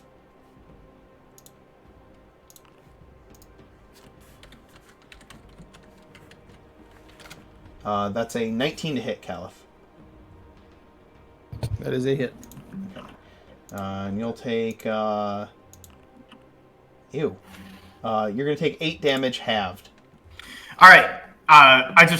Sorry, guys. I gotta go. Okay, I'll be Chris. back in like a half hour. We'll see in a half hour. I will make sure that you're dead by then. We'll see you in a minute. All right, that's fine. If Silvano misses another attack, he's just gonna keep trying to ram people. But if he misses another attack, go ahead and burn my inspiration to give him advantage. Okay. Understood. Silvano really wants to kill a hobgoblin. Understood. Alright, the next hobgoblin...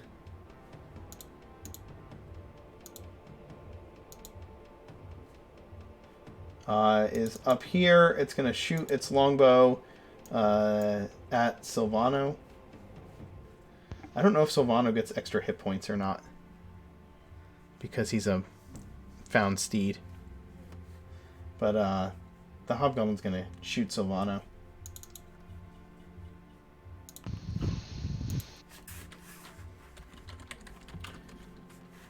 That's going to hit and do 12 damage to the elk. Just going to put it at 1 unless it gets extra hit points. Somebody look up Find Steed for me, please. Sure.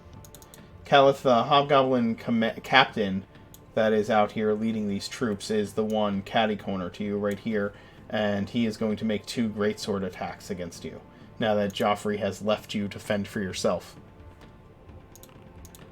The first one is going to miss. The second attack is a 20 to hit. Don't forget you get advantage. Oh, right. Okay. Then the second attack is it's a 20 and an 18. They both hit. Okay.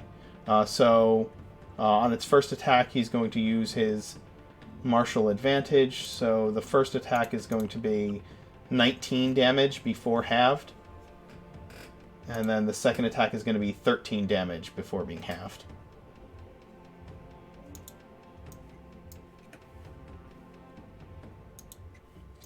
Alright, so with Find Steed, while it has the same stats as a warhorse, a pony, a camel, an elk, or a mastiff, Okay. the GM can allow other animals if he deems it to be so.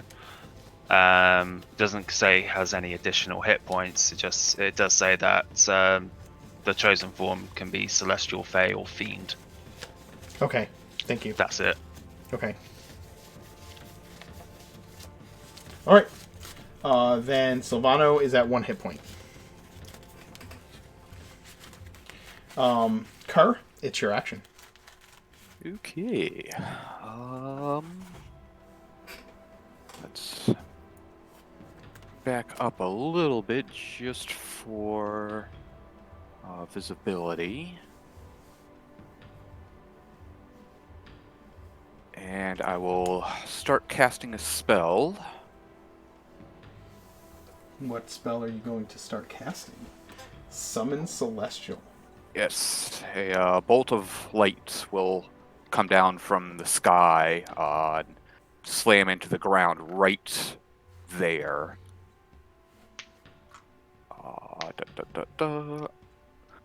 And this will form into a medium-sized kobold that looks just like me. And, well, Avatar Kerr, it's time to assist your friends and do what you do best. And then I will take a step right back into the, upright against the wall here. Okay. No, right there. Okay. And that thing shares my initiative, but goes immediately after me. Okay. And actually, I'm going to delete that one and put a new Kerr token down real quick. So that I can mark... Oh, it's still doing the same thing. Alright, fine. If I mark one, it marks both of you. So I can't... Oh. Okay, we just have to remember which one is the copy. Alright. If you don't mind, we're going to take a quick break here mid-round. I need water desperately. And I got to check on my kids. So we'll be right back.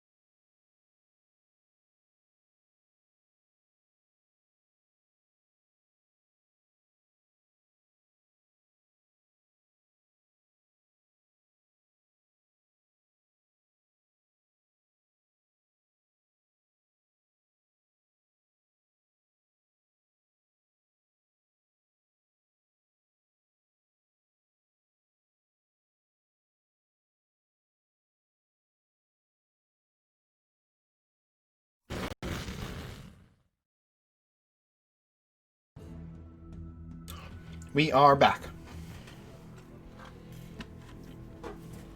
Oh my god.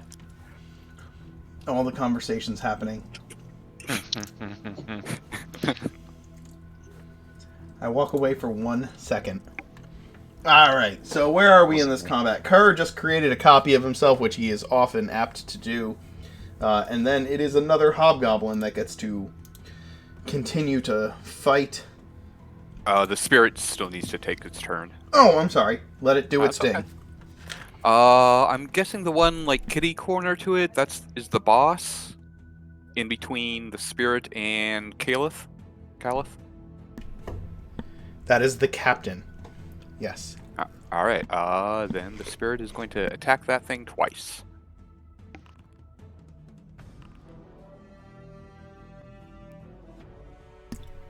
The 21 will hit. All right. And that is, oh wow, 18 damage. Hmm. And because it hits, it is going to... fuck it, let's give it to the elk. The elk is going to gain 6 temporary hit points. Okay. And that is all that it's... Corin is going to rush forward 60 feet.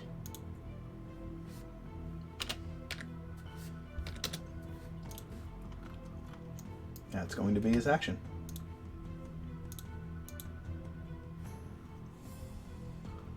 Hobgoblin up here on the balcony.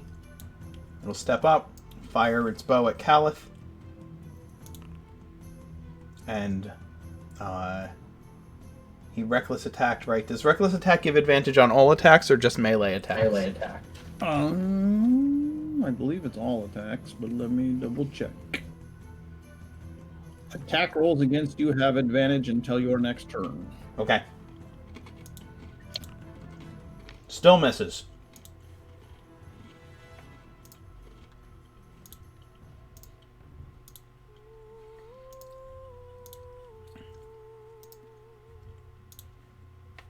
All right.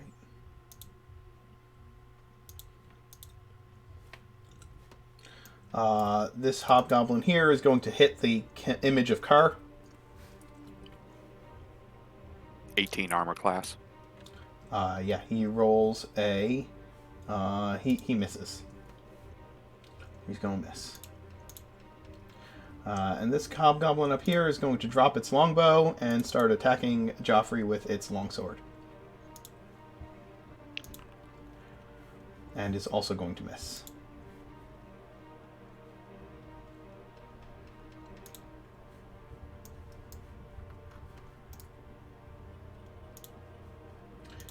Vargan, you are 80 feet away. Okay, I am going to use my bonus action to expend one of my psionic die, so I'm down to 7. And reuse Power Leap. Okay. So I can cover You can... 90 feet and take an action. Yeah. Is that the one that gives you a fly speed for the turn?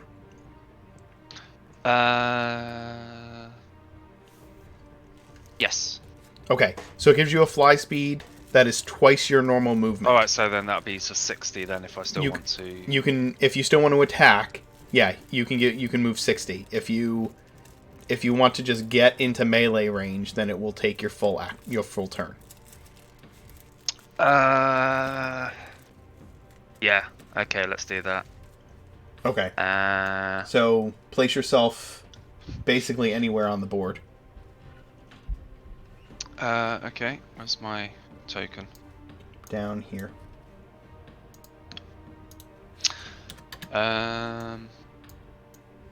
Alright, first things first, I will go there and so that I can attack him at the beginning of my next round. Should be better than me. Yeah. Wait, if I'm like that, then that's not flanking, is it? It's not. But if I go there, which I can, that's flanking. You have to be able to draw a straight line through the center of the token. So if you want to land on top of the wall right here, you can do that. Yeah. Okay. With my polearm, I can still hit him with it. Yeah, you're still right there. He's up on top of this ledge here. Ah, right. Okay. Okay, gotcha. So that puts you in a Right. perfect position to do that. Alright. Gemwin is going to run, dash, and dash. So he's going to move 30, 60, 90 feet. So that will put him 50 feet away from the combat. And I'm back. Excellent. We took a short break while you were gone, so that worked out. Oh, wonderful. That's perfect. Also, Silvano took an arrow hit that put him at 1 hit point, but don't worry, Kerr gave him 6 temporary hit points. Oh, that's so nice. Thank you.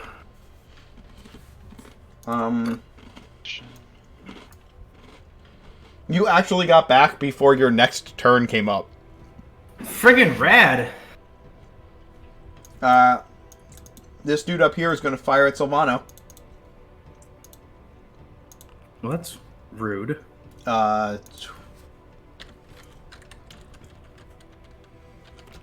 That's going to be a 25 to hit.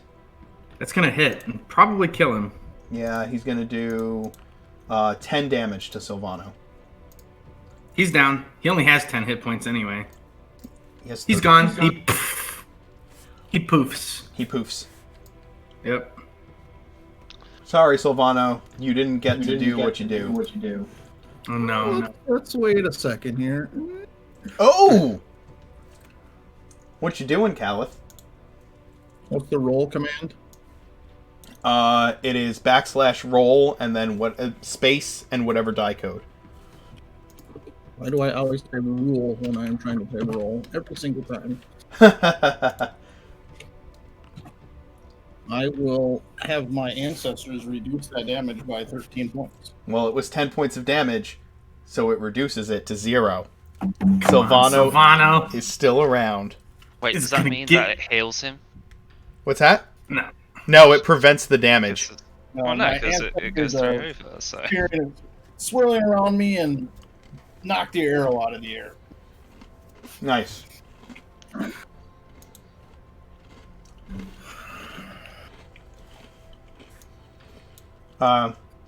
This hobgoblin in full plate mail and carrying a shield is going to walk up to the duplicate of Kerr and make 3 attacks. Nice. First, it's going to shield bash. Actually, it's going to step right here. So this way it gets... no, it'll step there to get flanking. It is going to miss with its shield. Wow, that's terrible. That's and it'll brilliant. take 2 longsword attacks. 15 and 16 with its longsword attack, so it still misses with both of its attacks. That's ridiculous. Oh, that's okay. I'm sure you tried your best. Actually, I didn't roll over a 10 with any of its attacks. Oh, that's rough. Amazing. Sorry, dude. That's all right. Caliph.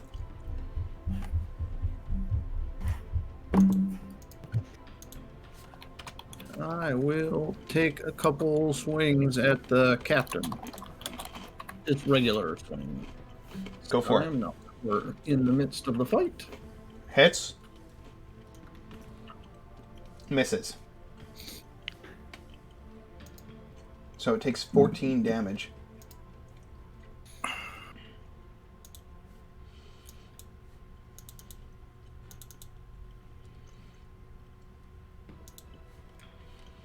Any bonus actions or movement, Caliph?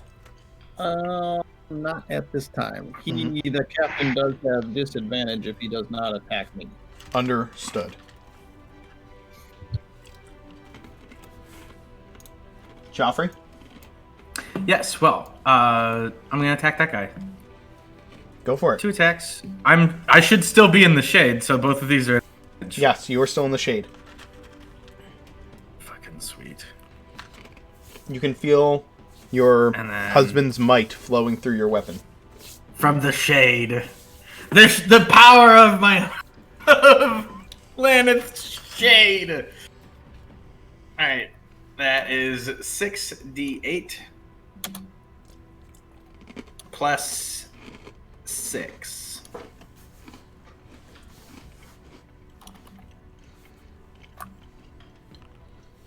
$33 damage.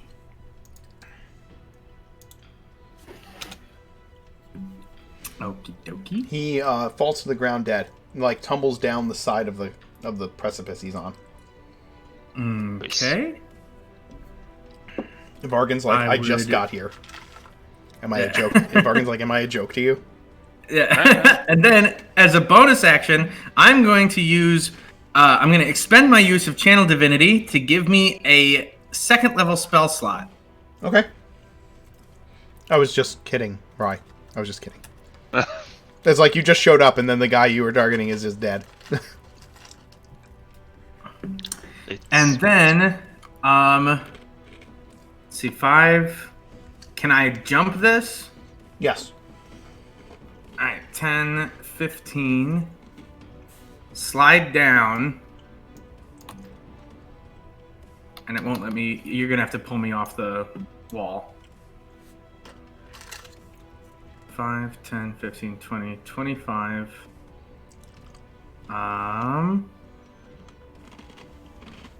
Let's see. I'm going to stay there.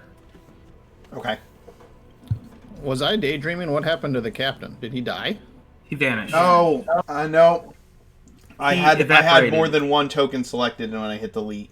Okay. That was me being dumb. I'll put him back. No, it's all right. Oh, no, I got No. it. Don't worry, I got it. He got plucked out of nothing. See, he's still there. Yeah. Okay, that's my action, bonus action. Yeah. Okay. And then we're gonna do a ram attack from Silvano against this. This dude in the middle here. Yep.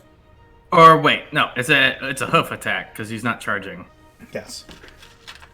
He's hoofing it. So he rears back and crunch for 11 damage. Max damage, nice. Yay! Sylvanos kills the hobgoblin. Crunch! Kicks him And right then in the face. he is going to move 50 feet back. Okay. Or 40. We'll do 40. Because he's gonna fucking charge that captain next. He's got to get through the carts.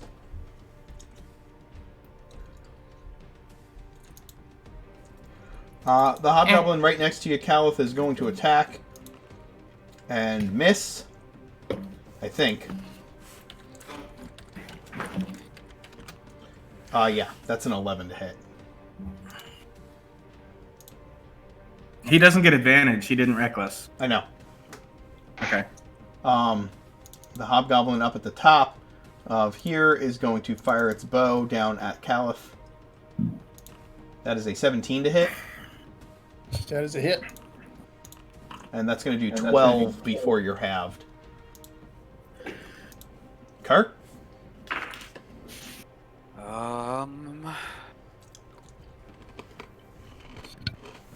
That's a good question.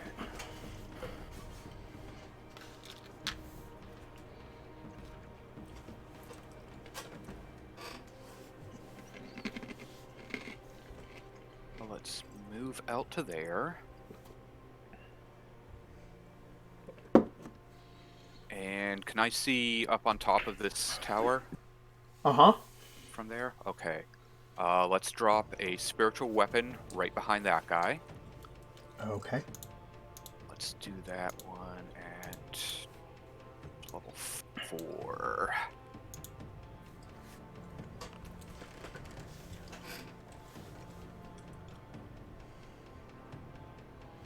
So that's a 15 to hit? Yeah. Okay, that is going to miss. He ducks under your spiritual weapon just as it comes in. Or maybe you just cast it a little bit too high. Alright, that's cool, that's cool. Let us toll the dead on the captain guy. Okay. Wait, I think I skipped. When does... Oh, you know what? I did skip the Hobgoblin Captain because he was out of order. Okay. Go ahead, toll the dead. Why is it not tolling? Oh, there it is. Oh my god. Well, that's just damn embarrassing. He fails. He's going to take the 6 damage. Move up there again, and... That's my turn. Okay. Do you want to do the captain before the spirit? Yeah, I'm going to do the captain real quick.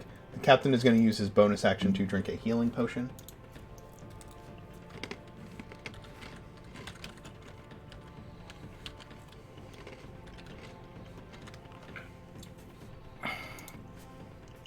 I can't use my reaction to like slap it out of his hand, or would that be a bonus action? Yeah. If you had readied something, then I would have said yes. But oh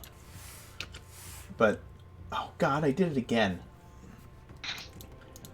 Why is it doing that? Oh, I see why it did that. That's why it was doing that. God damn it.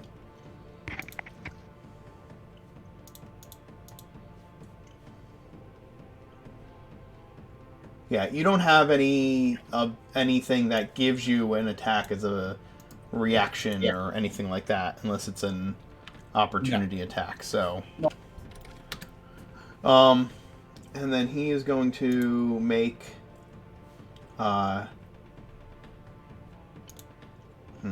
he is going to take 2 attacks against Caliph.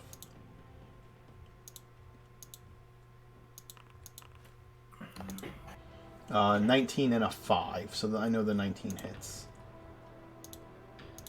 So that's going to be 22 damage, Caliph.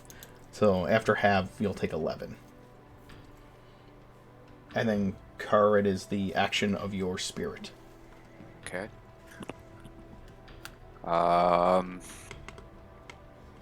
That's advantage if he's attacking the captain? It is +2 to attack when you attack the captain. For having flanking. Alright. 21 hits him? 21 hits him. Ooh, nice. 14 damage. And Caliph gains, 3 temporary hit points. That sucks. Okay, 14 damage, you said? Yep. Oof. And then a 15 for the next attack. The 15 will miss. Okay. It is not going to move. That's it. Okay. Corin is going to continue to run forward.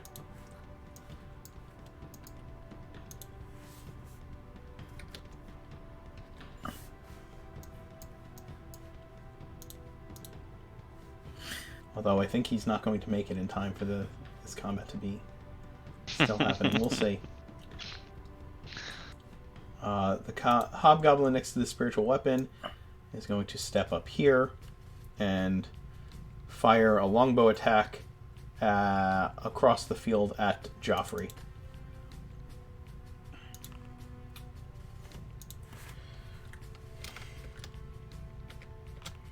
But 16 does not hit, correct?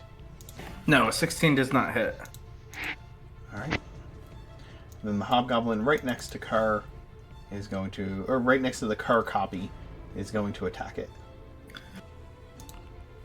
That one's actually going to hit. That is a 19. And it's going to do 7 damage.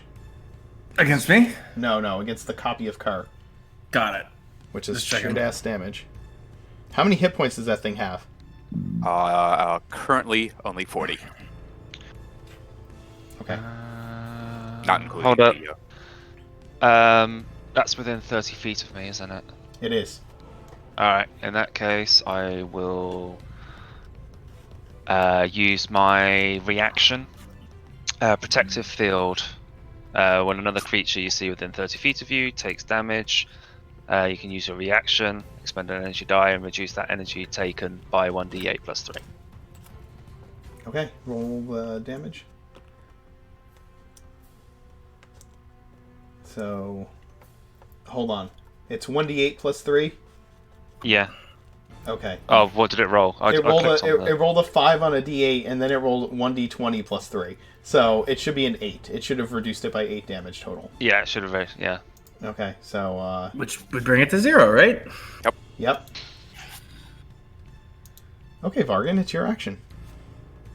Alright, let's charge forward. And so I'll run along the wall. Yep. And give this guy in front of me a damn good thrashing. Are you have a reach weapon? Yes, I do. Alright, go ahead. But I want to. I'm going to get in close anyway, just because. Are you going to run along the wall and then jump down? Because they're on the ground. Oh, is he not?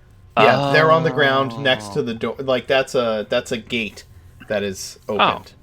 In that case, no, I'll stay on the wall and do a nice downward sweep motion and try and lop his head off. Okay.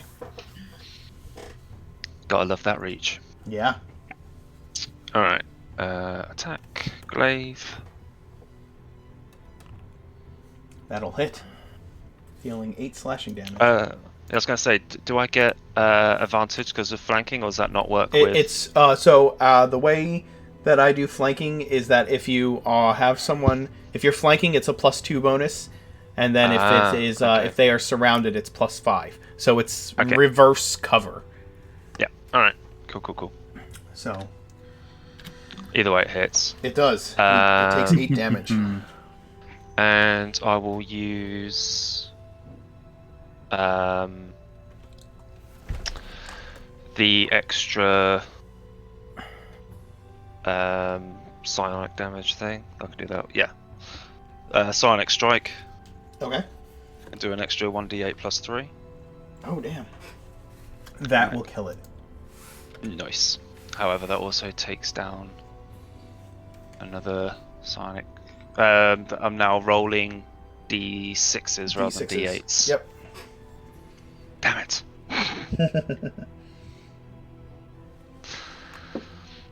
Have to remember that. And I'll get another. Yeah. Can I reach this guy here? I don't know which the one other guy is next. okay. The one just to.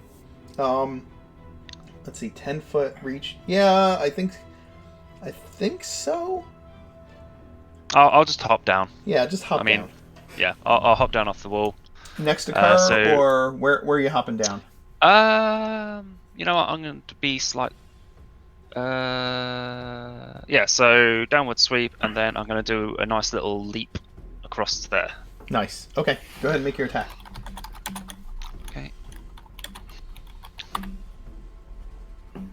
Attack. Hiya! So that's going to be a 19, which he is going to...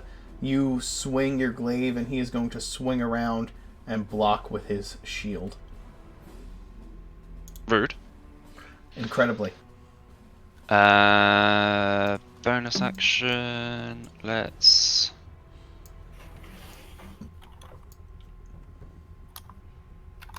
give him a boop.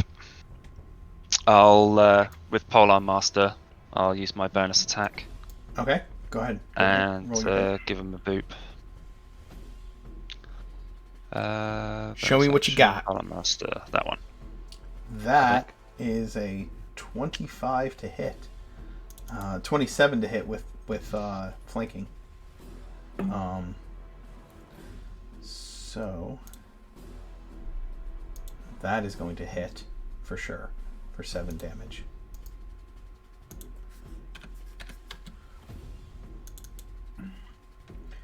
He is pissed. Ooh, want some. Alright. Gemwin is going to use... He's still affected by... Expeditious Retreat. So he is going to move and then dash as his actions, as his bonus action, bringing him right into the fray of the combat. And then he is going to cast Magic Missile at... Let's see. What would Gemwin do?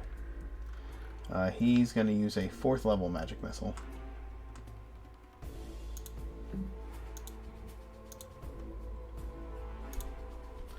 He is going to aim the first bolt at the Hobgoblin Captain. Why are you rolling that? And deal 4 to the Hobgoblin Captain. He is then going to aim the next 2 bolts at the Hobgoblin standing next to Calith.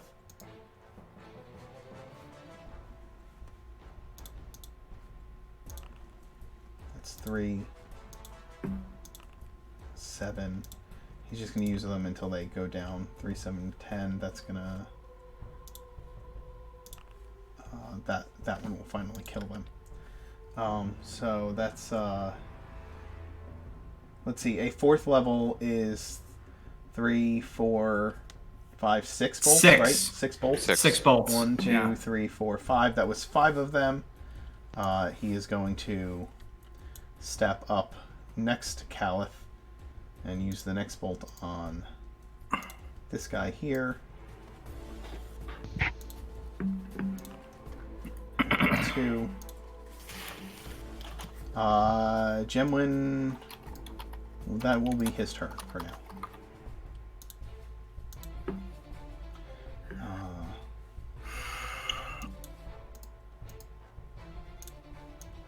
So the captain's down? The captain is down. The one in plate mail that's clearly in charge of everybody is the one that is next to Vargan. The captain is his subordinate. But you didn't see this guy before. He was behind the wall. But now that you're over here, Joffrey, you could recognize authority when you see it, right? Yes. He has a different swagger to him. Oh, yes. He's also wearing plate mail. And carrying much better it's equipment. Hobgoblin plate mail. Okay.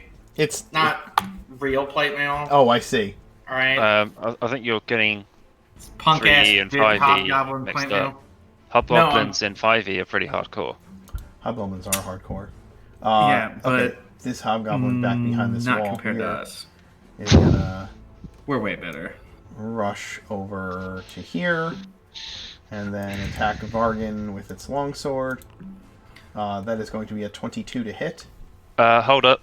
Oh. As soon as he enters, I can get my attack Polearm constitution. Master. Yes, you do. So he gets within 10 feet of me, and I'll take a swing. Okay.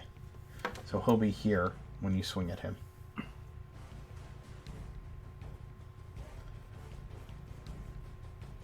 Bonus action. Where is it? Is it a reaction or reaction, isn't it? Yes, it's a reaction. Yeah. Alright. But it still counts as a standard attack for rollings. Alright. So, boop. That's gonna hit. And it stops him. Oh, do you have Sentinel as well?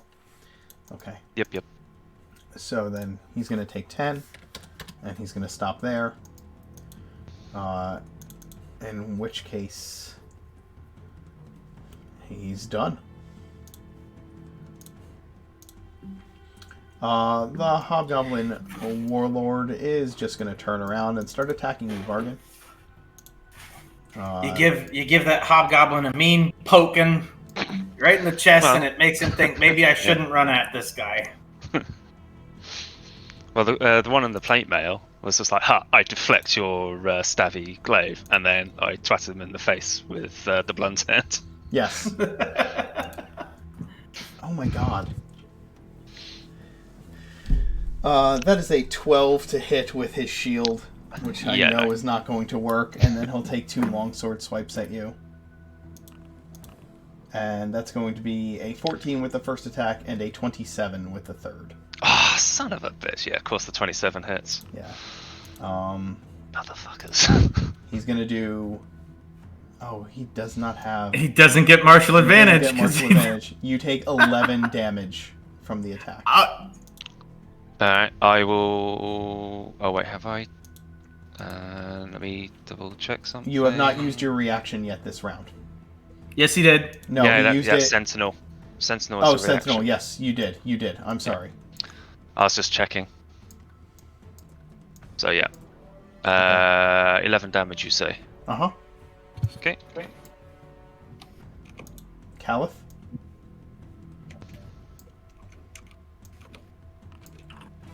Will negate that damage of my reaction before my turn. Oh, okay. That's 13 of the 11 damage, so yes, you take no damage, Vargan. Is there like a limit to the number of times you can do that? No, Nope. It's just a reaction. I'd have to be raging, but Yeah. I'm raging, then no. Yep. That's pretty cool. 2 questions. That is pretty cool. I attempt to pull this guy off the wall, and if I do, would that count as an attack so my rage doesn't end?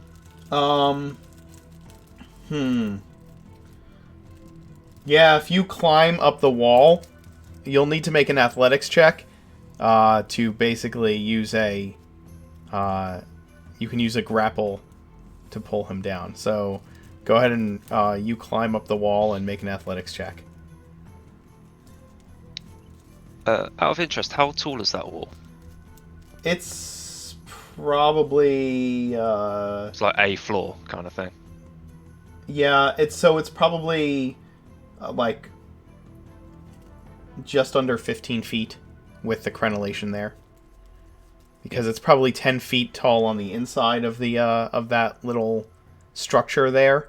So if you count the floor and the crenellation, it's probably about 15 feet, somewhere in there. 15 feet for ease of math for D&D. Yeah.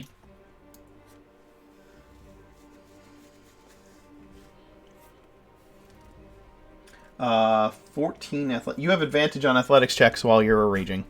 I do. There we go. That's better. Nice. Yes, you pull He him runs off up the that wall. And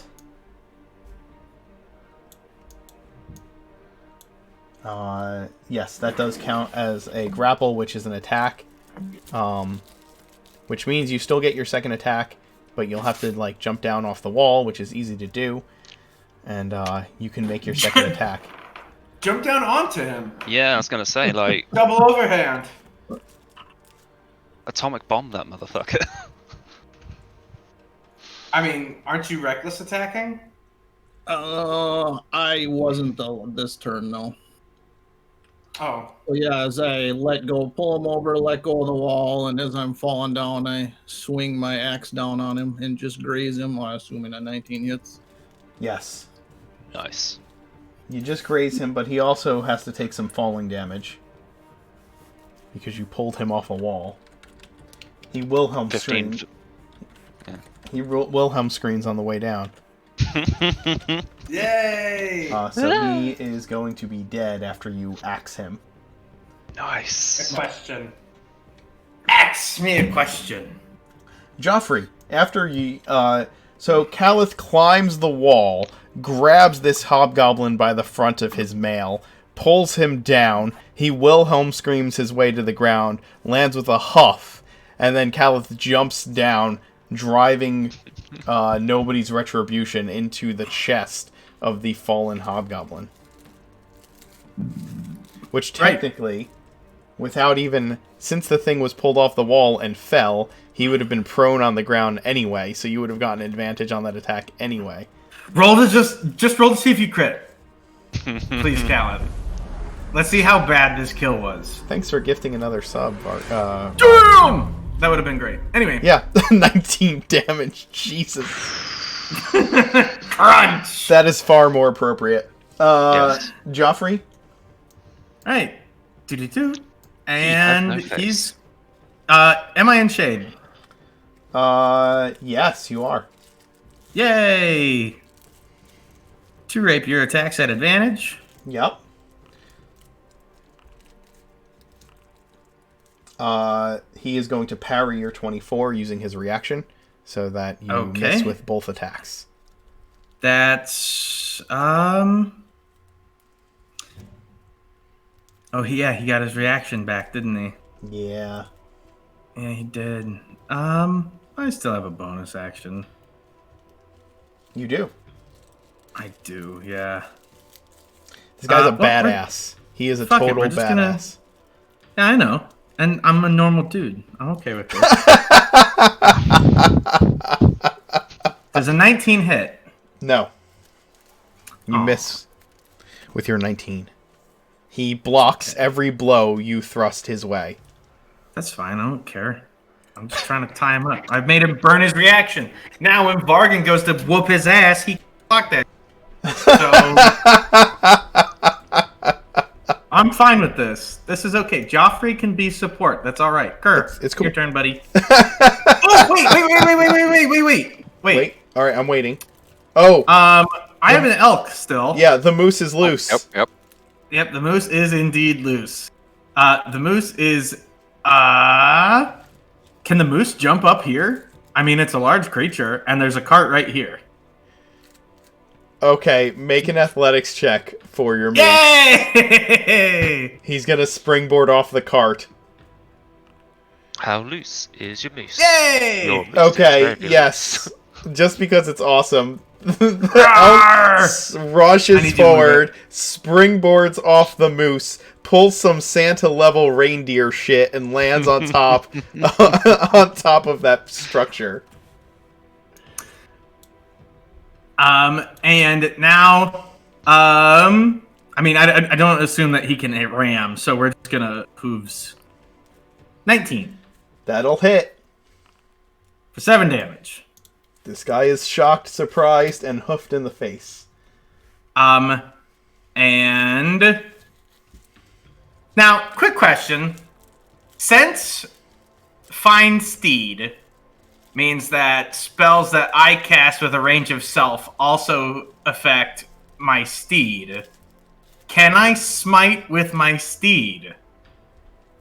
Hold on. Put Find Steed up there. I need to read it. Okay. Give me a second. Also, he would have been better. He might have been better taking the shove action, because if he succeeded on the shove action, the thing would have taken 2d6 falling damage. Well, I guess 2d4 plus 3 is comparable. Oh, it's only while I'm mounted. Okay, it's only while you're mounted. Okay. Yeah, while mounted on your steed, you can make any spell you cast that. Yeah. So technically, when I Misty Stepped, I should have been on top of the fucking steed still. You could have Misty Stepped with your steed. Oh, I could have. Yep. God. That would have been awesome. Oh my God. Anyway. Regardless, this is still funny. Oh and yeah, okay that was this. amazing. That was amazing. I love it. All right. Kerr? End of turn. And then as a bonus action, the spiritual frying pan right beside the elk will smack that hobgoblin in the face. Go for it. It will miss the hobgoblin, unfortunately. Aw. It That's attempts to smack the hobgoblin in the face. 5, 10, 15. Oh, That'll be hello, the back of the Gemwin. head. Nice to see you here. Let's do a... Hello, Kerr. You've almost got his dulcet tones, man. I'm trying. I can't get as smooth as Marcus. Let's be honest, no one can. No one can. But you're doing a passable impression. I'm trying. He should be flattered. I hope so. I do Guiding my best. bolt, I do goddamn. my best to do my PCs justice when they can't make it. What you doing, Kerr? At advantage, guiding bolt against the leader. Ooh, that's a 23 to hit with the guiding bolt. Why is it at advantage? Pack tactics. Oh. Oh shit! That's right. Yep. It's any attack as long as there's an ally within 5 feet. Yeah. Yep. Well, that depends because he's also got sunlight sensitivity. Oh, right, you're right. And it is That daytime. cancels it I out. forgot about Yeah. that. So 17 to hit. 17 to hit. That will miss. That's okay. Sorry about that, Kerr. I should have No, just you're said right. You're No, right. Always remind me about that, because I always forget about that. Yeah. Right. That will be Kerr's turn, going Kerr over needs- to the... Kerr needs sunglasses and then dark vision. Don't think that's how it works. He needs blackout glasses. What he needs is darkness and devil's sight. Oh. Yeah. The Avatar, however, will step up, and let's attack the guy to the north. Okay. Since that will probably be a better one. 13 to hit. That is a... Oh, that's a 13. That will miss as well. He's going to block your blow. Will a 20 hit? The 20 will hit, yes. 12 damage. That will kill it. Oh, nice. And What spell is that? Joffrey will get 3 temporary hit points. Yay! That's my spell Summon Celestial. is Summon Celestial. Oh, no shit. That's dope, dude. Yeah. Hell yeah. It is concentration for an hour, and it creates a kick-ass Celestial. No shit. Crowd control for days. Yep. Love it. Yep. Kerr staying out of melee combat for days. Speaking of staying out of melee combat, guess who shows up? Oh, poor Corin. Corin is going to get right there. That's his turn. I was gonna say he probably would have action surged for a triple movement at least once. Oh, yeah. You know what? That's true. Then he will get here and flank the Warlord and take a couple of hits against... I would say Great Weapon Master because he's got the +5, so it's just it neutralizes it. Yeah, he's flanked on 2 sides. You're right. It is a +5. So, yes, he will... So he just rolls his normal damage. Yeah. I don't have his character sheet up, actually. It's a +1 great sword. Remember, that's what we Yes. bought him. And so let me pull up his character sheet real pull quick. up his character sheet, and then you can roll for his attacks. Hey, thanks. Cool. Hey, you got it. Yay! Road to Nowhere. View campaign. Where's Corin? Give me Corin. Oh, you'll have to activate the character Oh, sheet. did I on deactivate D&D his Beyond. character? Okay. Oh, no, I can still roll it. All right, We're good. Good. Oh, okay, so he rolls at a +8. Is that with the +1 weapon? No, actually it's a +9 now. Okay. So it's +9, and the 23. That is a 23. Cancels out the Great Weapon Master, but the Great Weapon Master is canceled out by the flanking. Since there's not much combat left, I'd say he would also use his bonus action to To get advantage on get everything? advantage on everything. Yeah, Alright, that works for me. I think that's true. I think that's very Corin. Mm-hmm. Alright. So that's 23 to hit. Okay, that will Hit hit that first. Yep. And then because he already used his reaction. an 18. So that's +10 because he Great Weapon Mastered. Oh, that's an 18 to hit. Oh, okay. The 18 will miss, but he gets he has advantage. So that is with advantage. I rolled that with I advantage, see that. yeah. Okay, so that one's gonna miss. The first one is going to hit. Okay, and so that's a 2d6 plus 15. Yes. Is that factoring in the +1 from this magical weapon? Yes. 22 damage. 22 freaking damage. Imagine if he hit with the second attack. Yeah. I know, right? This pathetic hobgoblin that's still standing next to your elk, is going to Elf. attack the elk. At disadvantage, right? Or is he using his sword? Yeah, he dropped his longbow and drew his sword. Got it. So he rolled an 11 to hit.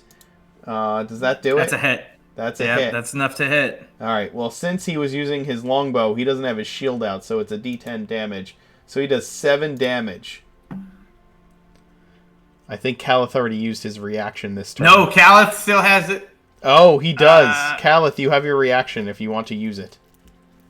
To see. No, yeah, he would have gotten it back because he goes after the hobby. He does go after it. Yep. That's all right. I have no problem killing. Here, give him a second because he has to push to talk. Yep. Oh, yeah. Can I see him from my position? Is the question. Oh, you know what? I don't think you can. Oh, He's stuck. Calith's tucked in the corner there. that's okay. It only takes 10 minutes to get him back. So he is going to die. He is going to See you in a bit, disappear. Silvano. He heads back to the Feywild. No. He phases out. F-E Yes, he one. does. Oh, sorry. Christmas is cancelled. The Hobgoblin is quite celebratory in the fact that he got something. Vargan? Yeah. Okay. Yeah. Let's take the last, well, penultimate guy, the big bad, down.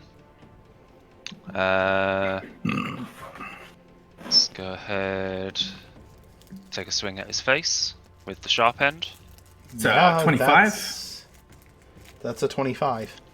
That will And hit. I will use my psionic die, which I will custom roll because it's now 1d6.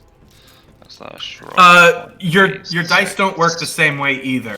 Yeah, anymore. it's going to be different. It's going to be different. But don't worry about it right now. I'm not worried about it today. We'll figure it out later. I'm pretty sure, because I just read it, so...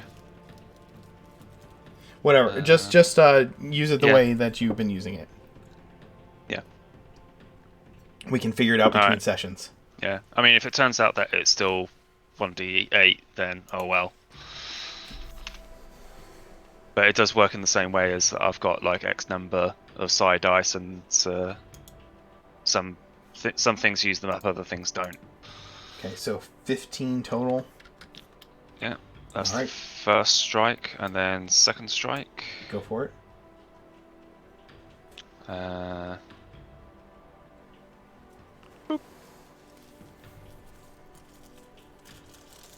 That's 18 to hit. Yeah, 18 Yes, to hit, but I'm that is guessing going that to misses. miss. Yep. Yeah. Plate now on the shield. That's base 20. Yeah. And I think that's me. Okay. Yeah. You get your bonus action. Oh, attack. bonus action. Yeah, bonus action. You can butt him in the face.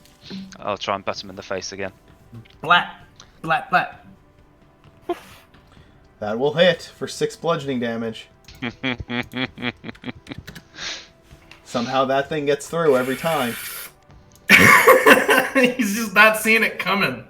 Gemwin will zoom over here, and he will cast Magic Missile. You know what? He's going to cast at 3rd level.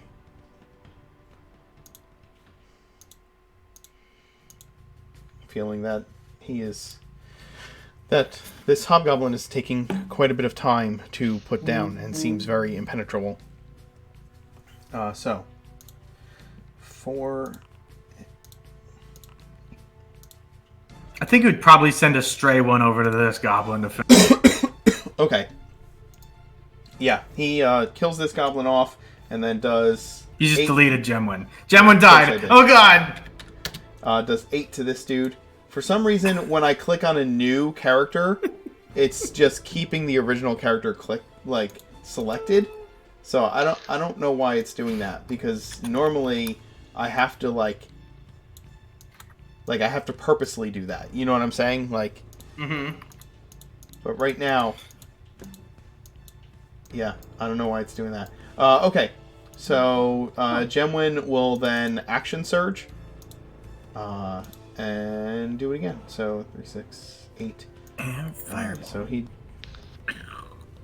Just takes 8 damage to him, and then he is going to action surge and 1, 2, 3, 4 more. So that's 9, 13, 16 more damage.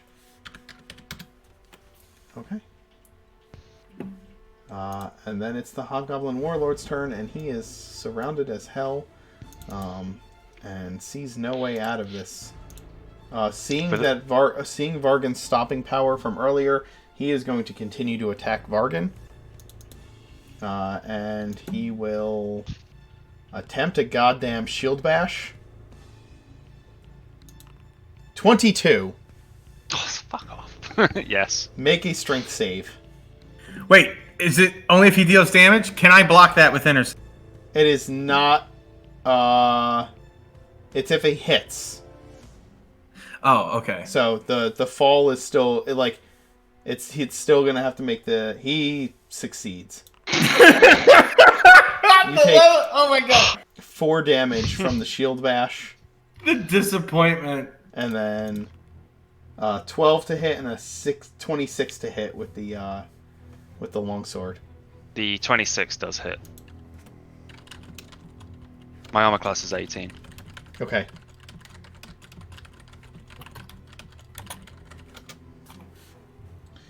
Alright. That's going to be 11 damage. Clang! That's going to be 3 damage. Yep. He is much less impressive without his horde of hobgoblins. Calith? Alright. I will... Let's see. Run over here, I suppose. Right. Tell Corin welcome to the party when I run past. And make a couple reckless attacks at the old warlord. Go for it. It's gonna first one will he will parry the first blow and then take the second. The 27 will hit. Okay. Yeah, that's fine.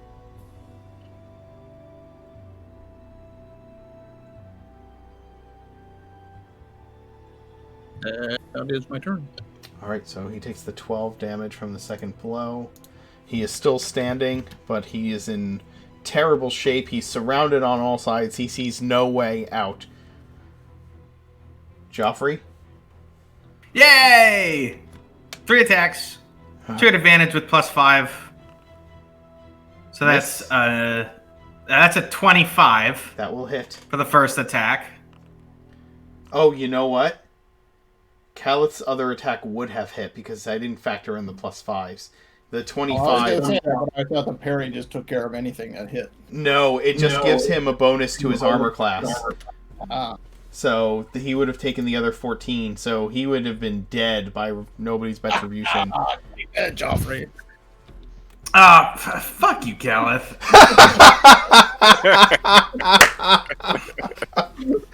Oh my god. You know what? That's fine. That's fine. Calith comes in and takes a couple swings and chops him down, and he kind of takes a couple deep breaths and comes out of his rage and says, God, surrounded by 5 of you, and I still gotta come in and finish him off.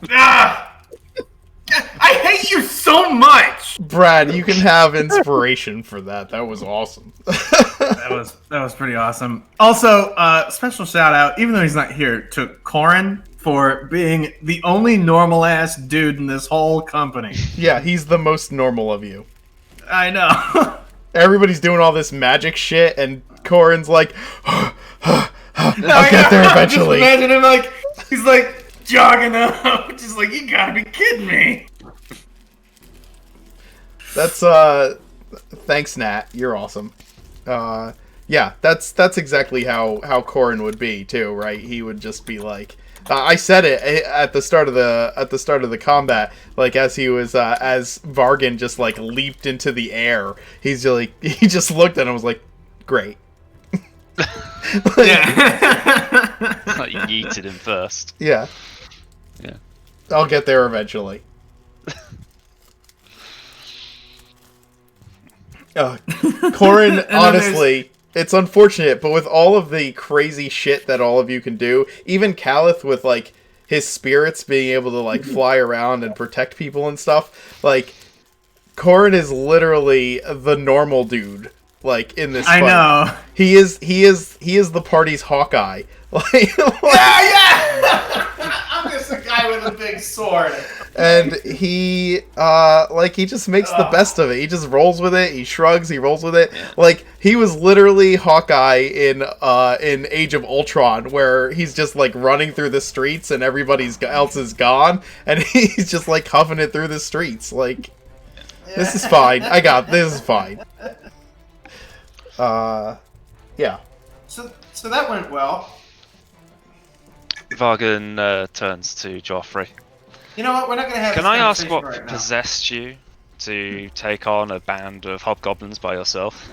They were going to rob the other caravan. At least this way now, one of them gets to bring their goods in.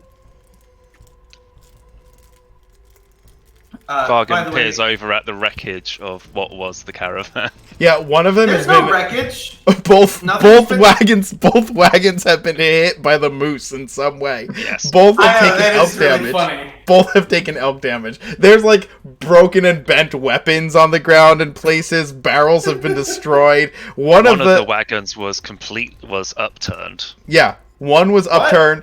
What are you talking about? When did this happen? One was rammed from behind by the elk and kind of like lurched forward, and the other one was landed upon by the elk, both of which have taken severe structural damage because of this.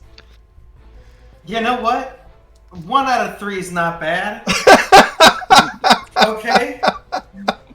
Vargan sighs and It could have been 0 out of 3. wipes off his And blade. we still would have had to deal with them.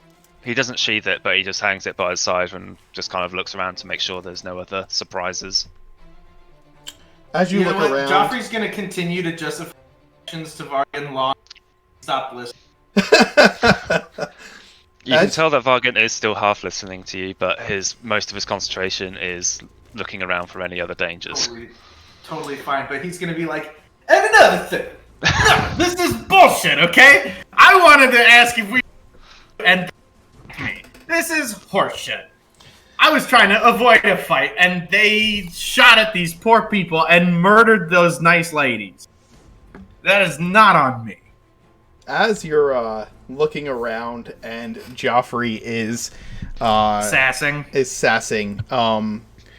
you hear from one of these kind of rock ledges overlooking the battlefield.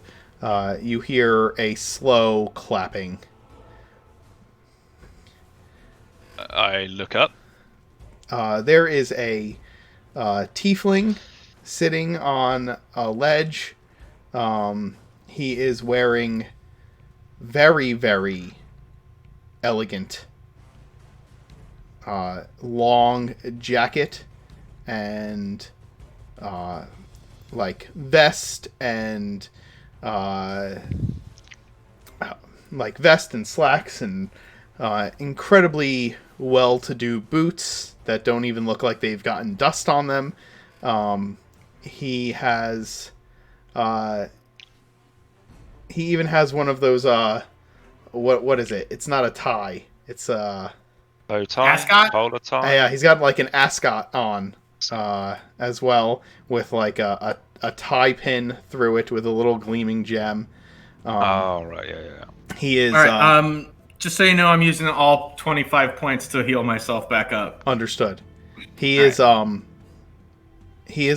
crimson color, and up the horns that kind of sweep back over his head, they come to a black end at the tips, and he looks down and he says,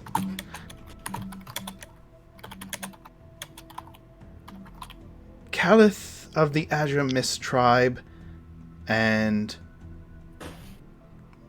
Corin of Twiland Hill, and some other companions I do not know of. Caliph, I must say that those final blows were quite impressive. I didn't catch the whole battle, but those, I've not seen that kind of fighting in some time. I usually avoid it." Is this Mirth, I assume? It is not Mirth. Oh, it is. Do I recognize the person? You don't. You've not met this person.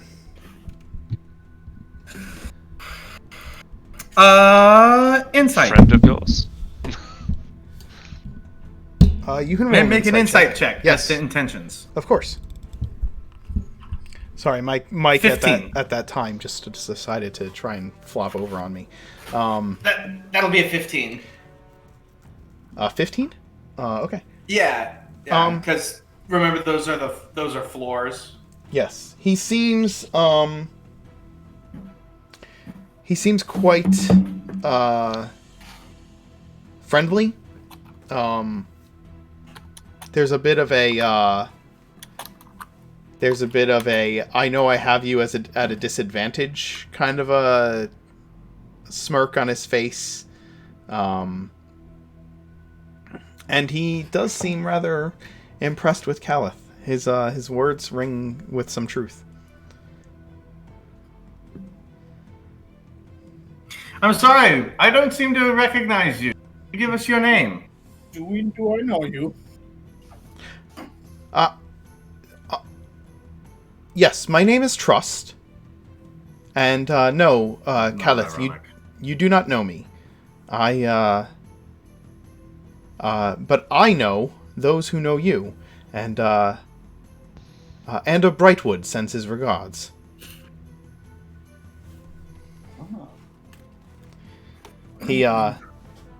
He makes like he's going to step off the ledge and misty steps down to where all of you are. Which Brightwood did you say? Ander. Okay. I just misheard you. Genevieve's older brother. Yeah, I just didn't hear what you said. Okay. I take it you from Twiland Hill, or are you part of the whatever those knights are that he was a part of? Yes. I'm not from Twiland Hill, and I am in fact a part of those knights or whatever they were a part of. He looks around. Can you vouch for the trustworthiness and pureness of intention of the rest of your party? You did attempt to come to the aid of these poor lost souls, it seems.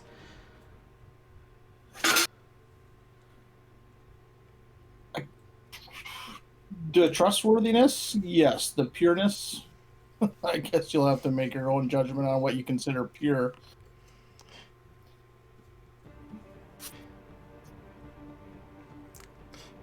Well, he looks around. What say each of you? Is he talking about me? Corin leans over to you and says, I think he was talking about Kerr. Yeah, probably. That makes sense. Hey, thanks for the heal, Kerr. Yep. I take it, since you know who I am and who Corin is, since we have not met, Ander must have sent you to find us? Not exactly, but Ander did speak very highly of both you and Corin, and after discussing it with my employer, we took it about ourselves to find you. I was wondering, or he was wondering, if you would be interested, all of you, if you're willing to vouch for them, and Calith and Corin, if all of you would care to have a meeting with my employer. Ooh. Who's that? He is? Depending on whether or not you can vouch for your companions here, and whether or not you choose to accept this invitation, will determine whether or not he will reveal his identity He is very guarded and private. But I think that by virtue of the fact that I know well Anda Brightwood and Lana, his companion, as well as employ the services of Vasir, Luna, Mirth, and the rest of their companions, were you to contact them, and they would vouch for me. And I would hope that those would be all the credentials you would need to have trust. And he smirks as he says so. Can I make an insight check? Yeah. Obviously, I do not trust this guy whatsoever. Absolutely. The 12. You can choose whether you trust him or not, but you can't detect any falsehoods in his presence. Well, Vargan hasn't relaxed his grip on his glaive. However, he's not being hostile. He's just being on edge. Sure.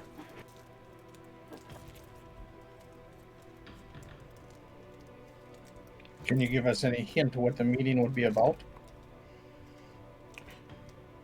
My employer is a benefactor of sorts. He seeks to do good in the world of Oridon and to guard it against the utmost forms of evil. He seeks allies, or I should say agents, to aid him in doing so. Often he seeks people who are already on a path of doing such things, and tries to find ways of providing them with both information and transportation, and occasionally Joffrey, and occasionally aid. Well, as you say, we are on a pretty urgent mission right now. I'm not opposed to a meeting, but we can't really go a long way out of our way. I promise you that regardless of the length of time it takes to get to this meeting, or to have this meeting, that you will end up closer to your goal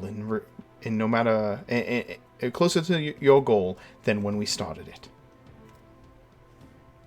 I'll kind of look over at Corin and raise a questioning eyebrow. Corin looks at the party. You trust all of them?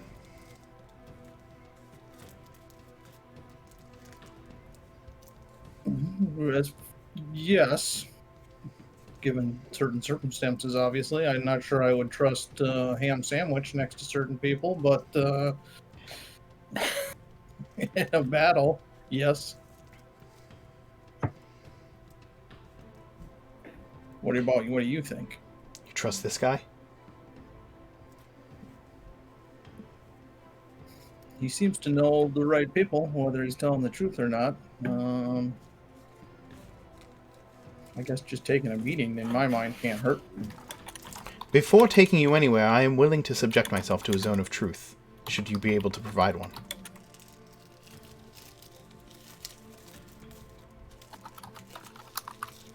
Bargain looks at Kerr, hopefully. Don't look at us, sorry.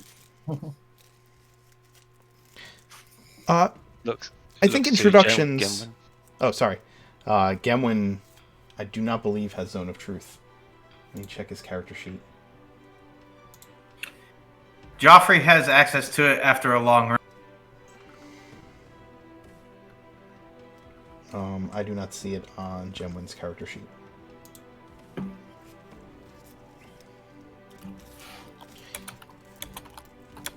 And yes, I could cast it, but not till tomorrow. I could cast an augury.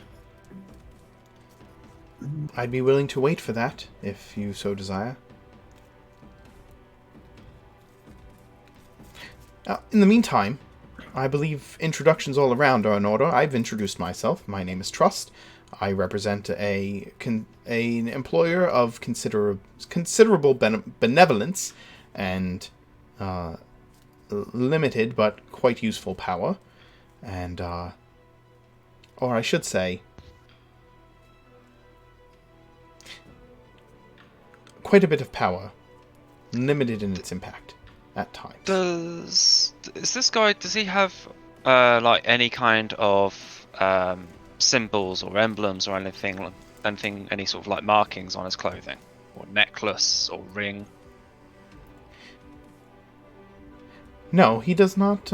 You would not have seen his symbols. Okay.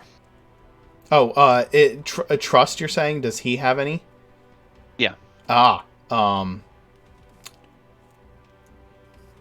Sorry, that wasn't Vargan asking. Yes, that was you asking me. I realized that after the fact. Yeah, sorry, my bad. No, he does not. He's not wearing any holy symbols or any symbols of any organization that you could notice.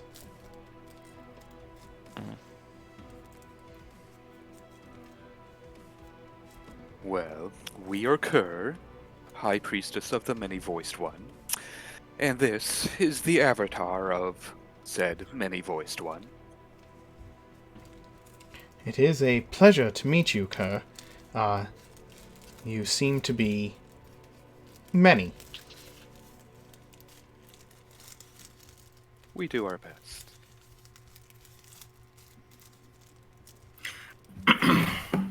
Joffrey has not been paying attention at all. What has Joffrey been doing? He dreads to ask. Joffrey has been, Still complaining? Yeah, well, complaining and re-summoning his steed. Okay. Okay. Bringing Silvano back from the dead. Give me like a 10-second rundown of what the people in town told us about Reddenburg possibly working with the hobgoblins. I can't remember. They said that they had evidence from two camps. One camp made up of hobgoblins and a second camp made up of Reddenburg troops in disguise as bandits that were attacking people on the road, and there seemed to be shared correspondence between the two groups. Okay. Well, I think personally, I guess my vote would be we do a cursory search of the area, see if we can find anything about what these hobgoblins were doing, and then take the meeting.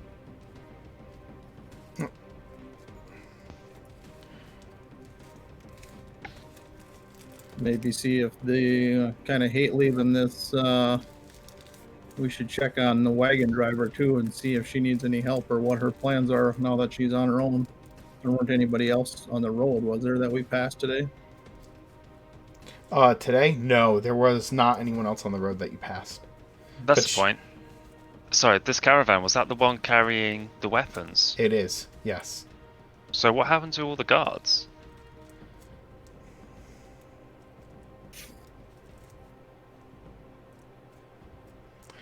The DM forgot about them. That's what happened. I was going to say, is that a forgot about them look, or nope. You don't know? Nope, that is a good-ass question. Okay, so Vargan will voice that. To the surviving member. Is she? What did she do? Did she like? No. To everyone. Yeah, like Vargan will say out loud as he's like looking at the wreckage. It's just like, what happened to the guards? She did not follow you back. Did she stay or did she like leave? No, she stayed where she found you. Okay. Or I should say, I mean, you don't know at this point, but it's only been about. At this point, it's been maybe 5 minutes, right? But by the time the battle ended, it had only been like 30 seconds. The battle was only 5-6 rounds long. Can we see her on the road? Well, she's about 300 feet back, right? So you probably, you probably could. Yeah, she's pulled the wagon to the side and just out of the way. Can I search the goblin in the plate? Yes, you may. Looking for any communique. Sure. Roll an investigation check. investigation check.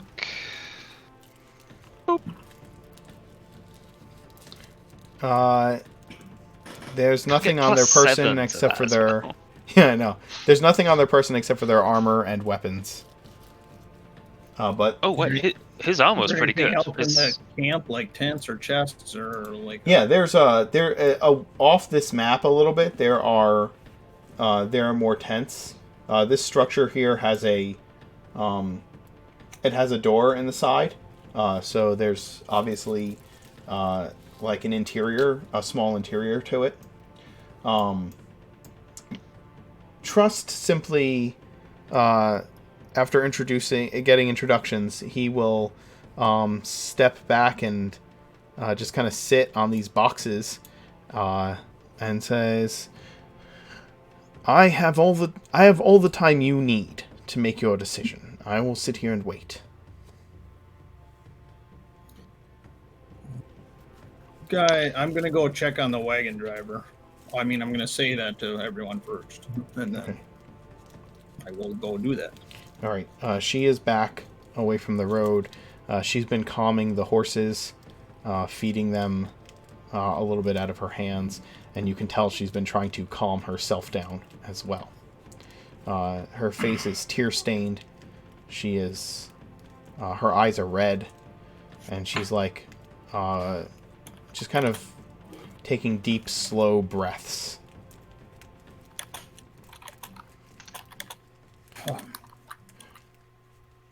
Miss, are you all right? I am.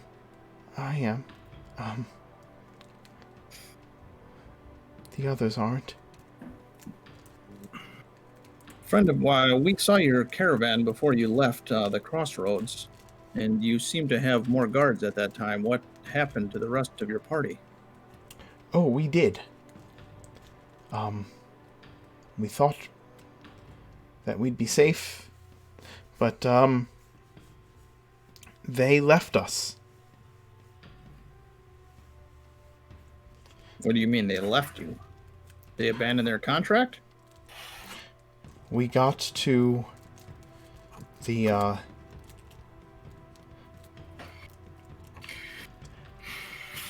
we got to a crossroads, and some Redenburg soldiers were there. They wanted to... Maybe there wasn't enough to try and take the carts. They weren't going. We wouldn't let them do that, but they were recruiters. They offered our caravan guards 3 times what we could pay them. So they left us.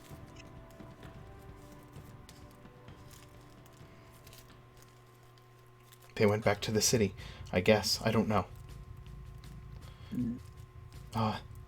Marty fought with them. There was an argument, but we went our separate ways. We were hoping that we would be okay. But I guess we weren't.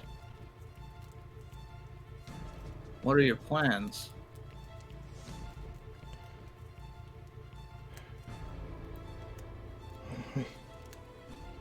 I don't know now. Mahdi was in charge. I just drive a wagon. I'm good with horses. That's it. I don't know. Well, these are pretty dangerous parts. Assuming you don't, I mean, I would say that leaves the wagons to you if you wanted to try to take one somewhere. Otherwise, you might be better off just grabbing the valuables you can and finding somewhere of safety. You're welcome to travel with us south for a little while to try to get to, was it Drayan? I don't have the map up. Otherwise, yeah, it was Drayan. Unless you feel more comfortable going back north. Did we lose Chris? No, he's still here. What happened? What's up? All the cameras shifted, and I don't know why. Groovy duck. Yeah, moved Kerr up on top. Did you change your username? Yeah. That's why. Trying to take top billing. Oh my god. Sorry about that. That's Did okay. not know it would do that. Yeah, if you change your username, it goes in alphabetical order. Oh my god.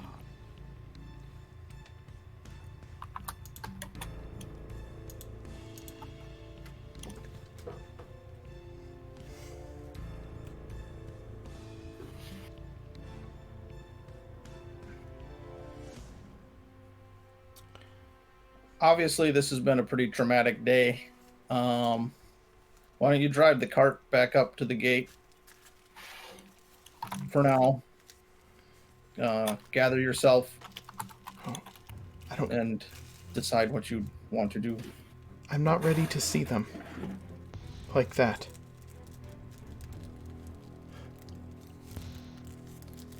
Dead. That's understandable. That's understandable. I'm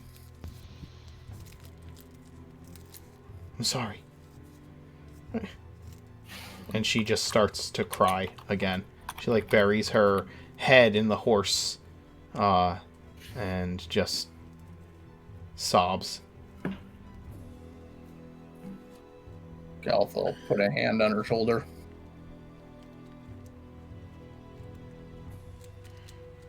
After a few moments, she just kind of like says thank you. What's your name? Abby? Well, Abby, I'm sure you've had such a rough day. Seeing things like this for the first time can be difficult. If you want to stay here, that's fine. You can decide what you want to do. Like I said, you're welcome to travel with us to the south for a little while. We might not be going all the way to Drayan. I honestly don't know what would be the safest route for you. If you have survival skills, you might be better off setting off cross country with all the bandit attacks. But let me go consult with my friends and see what's going on. We'll talk to you again before we leave. All right. I'm sorry. I'm sorry. It's not your fault. In the meantime, Go back. what have the rest of you been doing? Rise the DM now, by the way. Yeah, I just realised that Yeah. on the thing. I was just like, oh shit. Yeah, you're the DM. I'm Kerr. You mean we are Kerr? We are Kerr. Justin. I would. Oh. Is the plate still usable? With some repair, it will be. It is not in perfect condition, but with some repair, it probably would also need slight resizing to fit you. Mm. Is it just standard? It's standard plate. Yeah. It's just standard plate. All right, Yep. fine. Plate's 18. He was carrying a shield, so that's 20 AC. Yeah. All right. So- Never mind then. All right. He didn't have anything else on him. All right. This building over there, is that like some sort? Is there like a inside to it, or is it just Yeah. like a mini battlement thing? Yeah, there's an inside to it. There's a small door that you can Alright. use to get inside. I'll go in and see if there's any papers. Try and figure out what the hell these guys were doing here. Okay. Any chests, desks, drawers, papers, anything. Sure. You can give me another investigation check. I'll tell you what you find. And looks like my attack rolls earlier. Jeez. What the fuck? I'm gonna move on. Corin is an investigator. Maybe he's helping you out. Yeah. Corin will give you the help action. Yeah, roll with good. advantage. And I'm gonna move the cameras back around There you go. Better. since Justin decided to screw up everything. I'm special. Yes, you are. I'm helping. Alright, I've got an idea. If we all change our names, then that should sort some things out, right? No, just don't. Yeah. Just don't. Eventually. Oh God. In fact, Yeah. if I Luckily- if I luckily leave there's call, only- then come back in. Luckily, there's only 3 cameras to move around tonight, so that Yeah. makes it a lot easier. Vargan, you search this room. There is a desk in there. There are some stools and table, like a small desk. And you do find some papers, all written in Goblin. Okay. You find... Does Corin speak Goblin by any chance? I don't know. He's I don't helping have me? his character sheet up in front of me, Alright. honestly. I know that... I think... Chris, you had his character sheet up in front of you, right? Actually, yeah. Just let me pull up the campaign. Alright. Anything else other than the sheets of Goblin? There's some papers. There's a couple of chests. No, he only knows Celestial and Common. Okay. But Gemlin has friggin' comprehend languages. Yeah. Well, I would say at this point, Corin would know that I speak Goblin. Yeah. Oh, yeah. Corin tells you that Calith speaks Goblin. Yeah, there are some chests in here. They are filled with gold. That has been confiscated from people on the road. Some of the chests have like personal like insignias on them, or just like initials in common, things like that, that denote that they are from either an organization or a person. And then the crates, there are crates of goods all around out here, barrels, wagons that, and it looks like there's a lot of wagon wheel tracks going past this place, continuing on the road. And we just happen to have 2 wagons. 2 broken wagons. 2 broken wagons. You can take the time Which to means fix maybe one working. You have 6 horses All now, right. right? Yes. You have 6 horses now. Alright, well, when Vargan comes back out with the papers, he will hand the papers over to Kerr, wasn't it, that speaks? Yeah, it's Goblin? Calith. Calith speaks Goblin. Calith, sorry. Alright, so, yeah, hands the papers over to Calith. See what you can make of these. I can't understand that. I will take a look at them. Okay. There's a series of orders in 2 different hands. One is a bit rougher of a hand, and it simply says... It simply says... well, actually, to make sense of them, you would need to look over the one that is in a more fine penmanship, and still in Goblin, but by a practiced hand. And it says,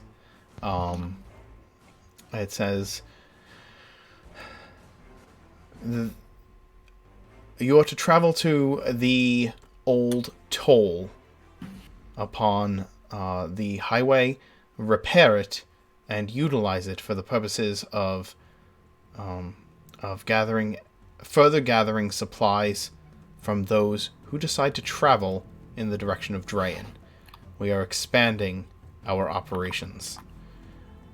You are to send these goods on to the... oh my gosh, what's it?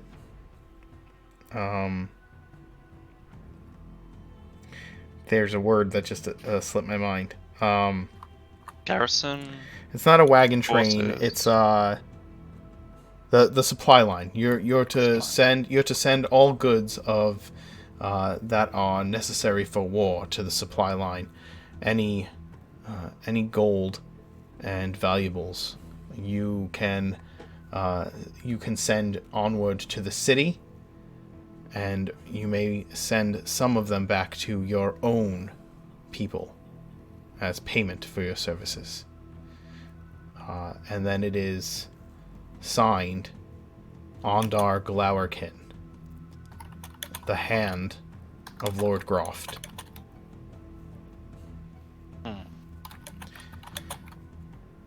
It is written in Goblin. The other paper is written that's in a rougher hand, says, regardless of what these idiot humans want, their weak army will probably break against the walls of Draen.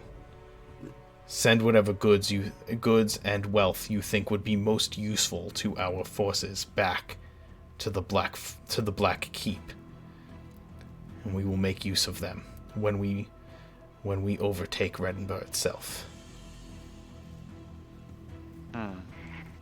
And that is signed, the Iron Shadow. I will relay that information to the rest of the party. We, assuming this is not a forgery, seems like we got pretty good evidence that Reddenburg and the Hobgoblins are working together. Not necessarily happily in the long term, it appears. Vargan agrees. Sounds like a clever double cross. May I make a suggestion to you all? Vargan asks the group. Yes, please, Trust says from the corner. Oh, am I not included in you all? Vargan pauses for a moment and then continues. It may be prudent to send a message back to I'm just trying to remember a name. Priestess Orica.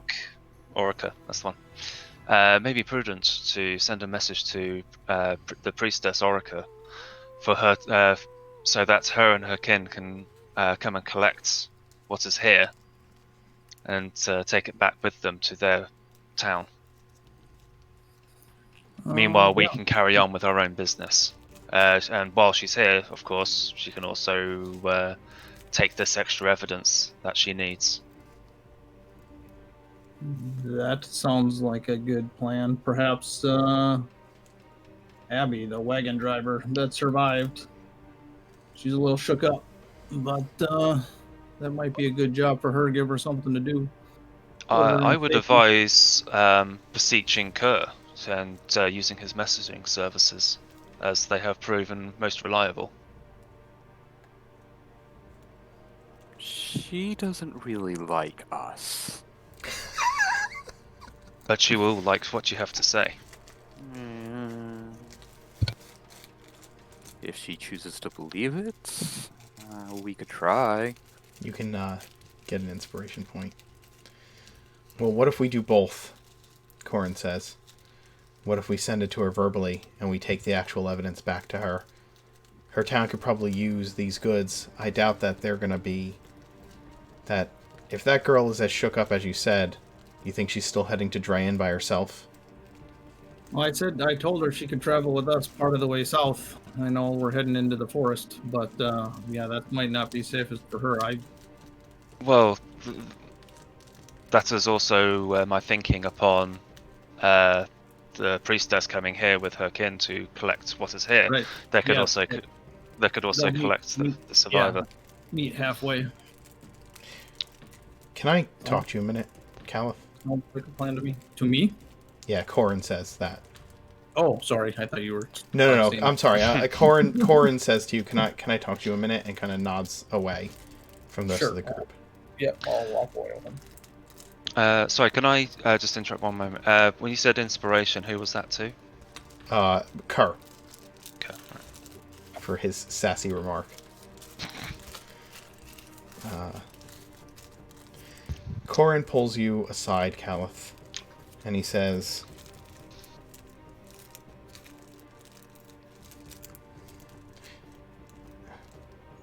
let me take her back to Orica, to the town. She probably shouldn't be alone, and you saw what happened today. I can't even keep up with you guys.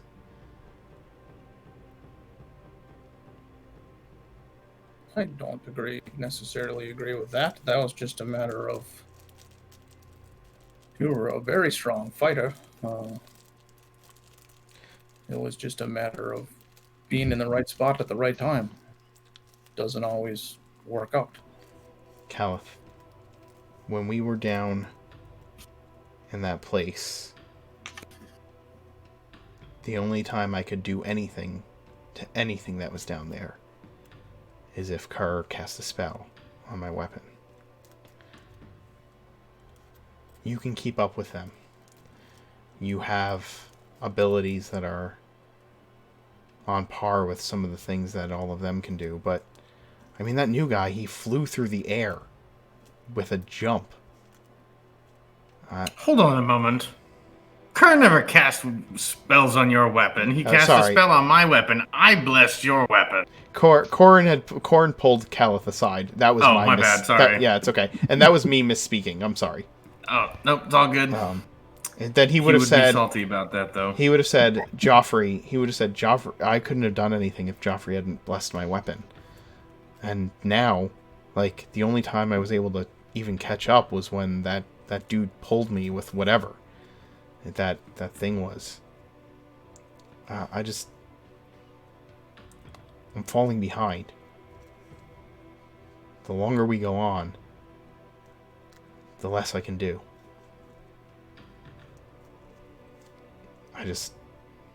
Maybe I'd be better off helping those people back in town, teaching them to fight, so that if something like this happens there, they're ready.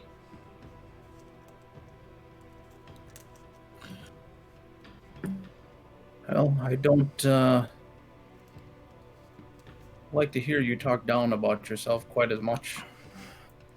I know what it's like to feel frustrated about certain aspects of your strength. You know, the struggles I've had with my mental fortitude against certain enemies.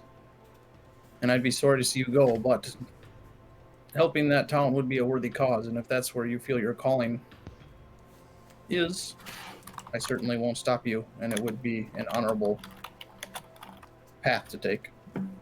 He looks back at, like, Bargain and Joffrey and Kerr and Gemwin, and then he looks back to you and he said, I'm not talking down about myself. I know what I can do and what I can't. I can't do what they can do, but I know how to protect people. That's what I'm good at. If I have a chance to protect them, then maybe that's where I'm supposed to be.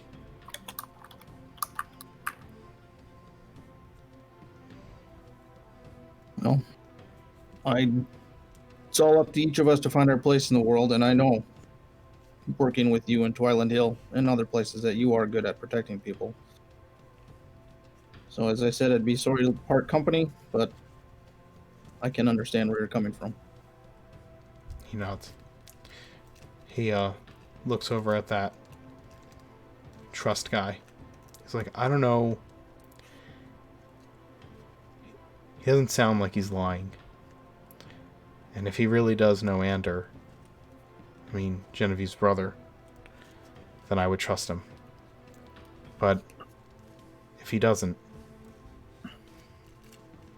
I'd be a little nervous about what the heck he's doing here and how he knows us. Now, the only way we're going to find out is take it, which I am inclined to trust him at this point as well until he proves otherwise.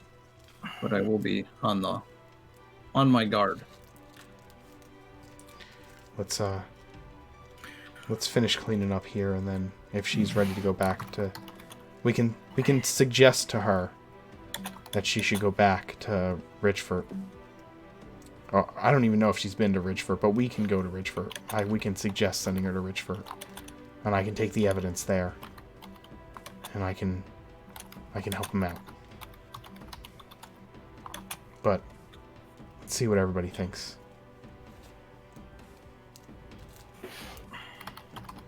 And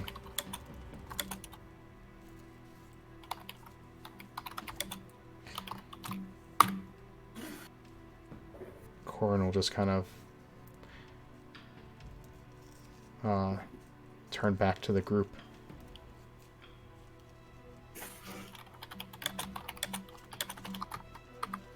As we get back to the group, before anybody, I'll just kind of pat Corin on the shoulder a little bit as we're walking back. Yeah. He looks grateful.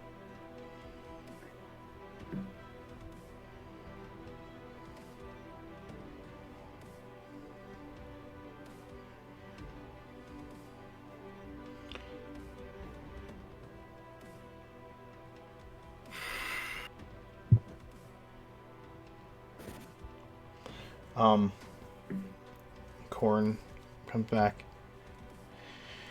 If Kerr wants to try sending, that's fine, but we should take the evidence back to Orica if we think that'll be helpful to her. And, I'll take it back. And, if... Did you say her name was Abby? If Abby... Yep. He nods. If Abby is... We can suggest that Abby go back there. Probably be safer for her there, and I can escort her. This way she's not alone on the road. This is very noble of you, Corin.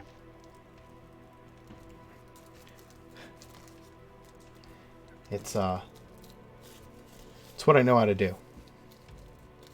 I'll say that.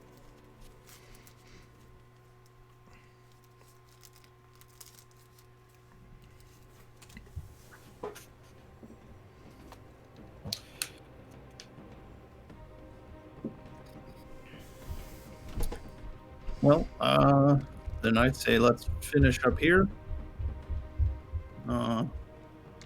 Send Corn and Abby on their way safely, and see what Trust's benefactor has to say. We should bury the dead and see what we can make use of among these things. Or at least you should see what you can make use of among these things.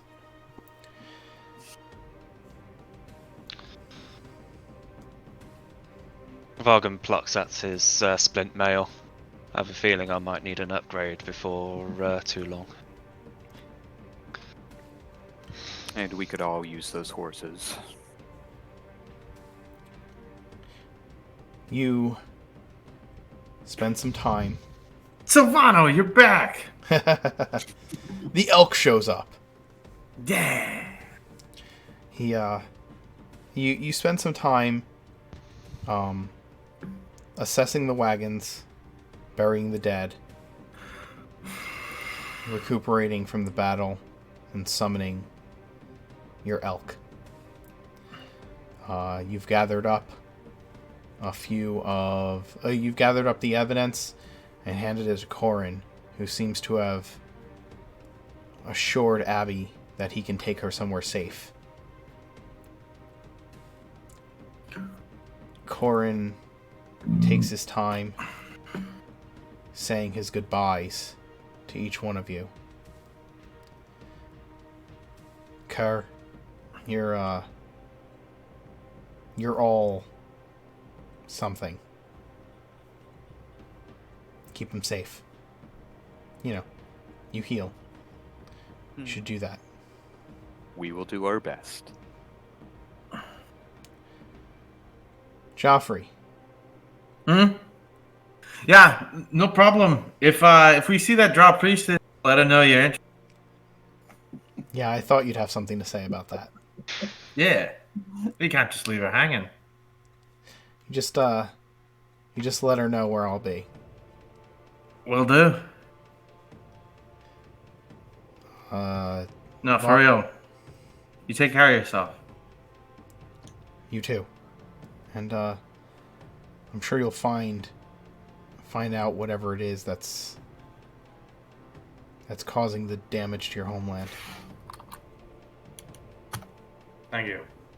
He turns to Vargan. I don't know you very well, but you seem to be able to pick things out, see things that others can't.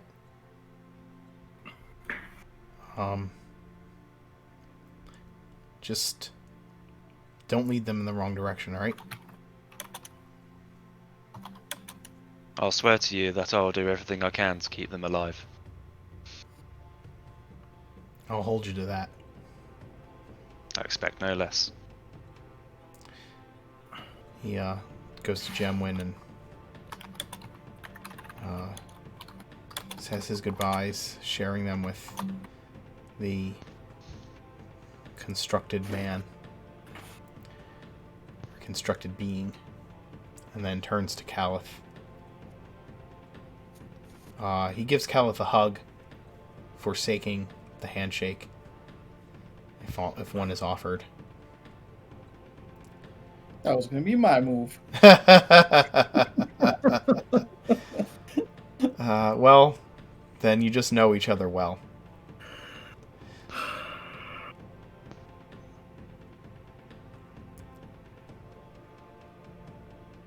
If you need me, you know where to find me.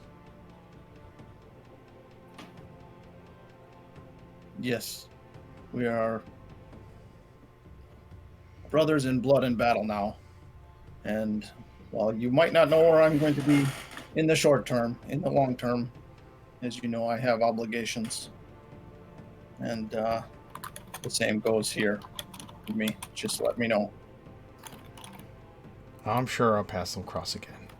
He looks around at the rest, at everybody else, and looks back at you and smirks.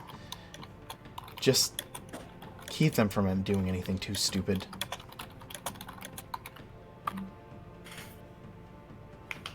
Well, no. I've agreed with most of what you said, but that might be impossible, but I'll do my best. Do your best. You don't do anything too stupid. And he'll give you another hug and then head off with Abby. Once they've started to basically ride off into the sunset, Truss kind of hops off the box, dusts off his hands with a quick clap, and steps up. So, have you decided? Will you take me up on my offer?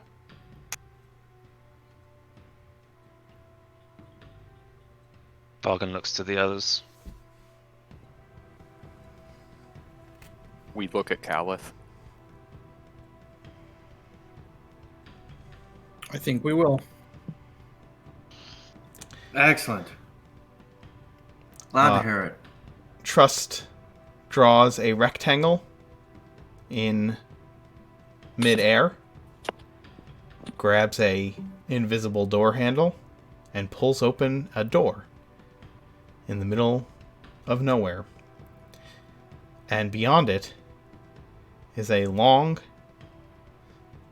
opulent, studied hallway.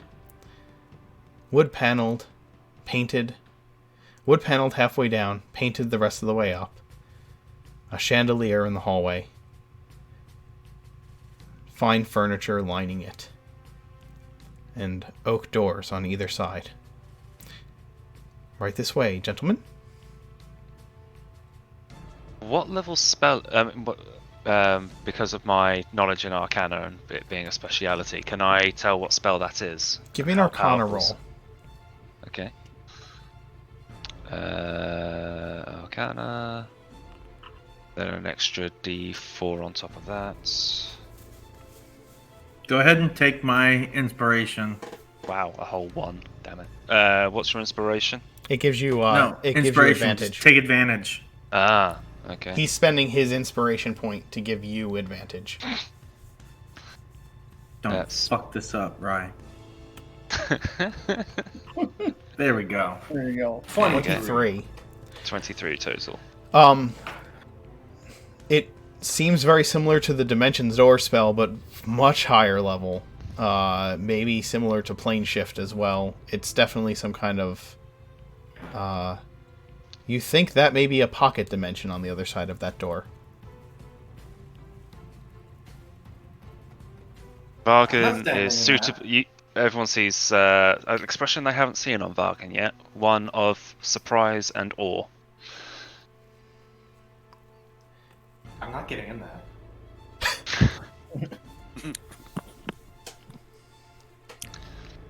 that. Bargain goes up and sort of touches the door, the magical doorway in appreciation.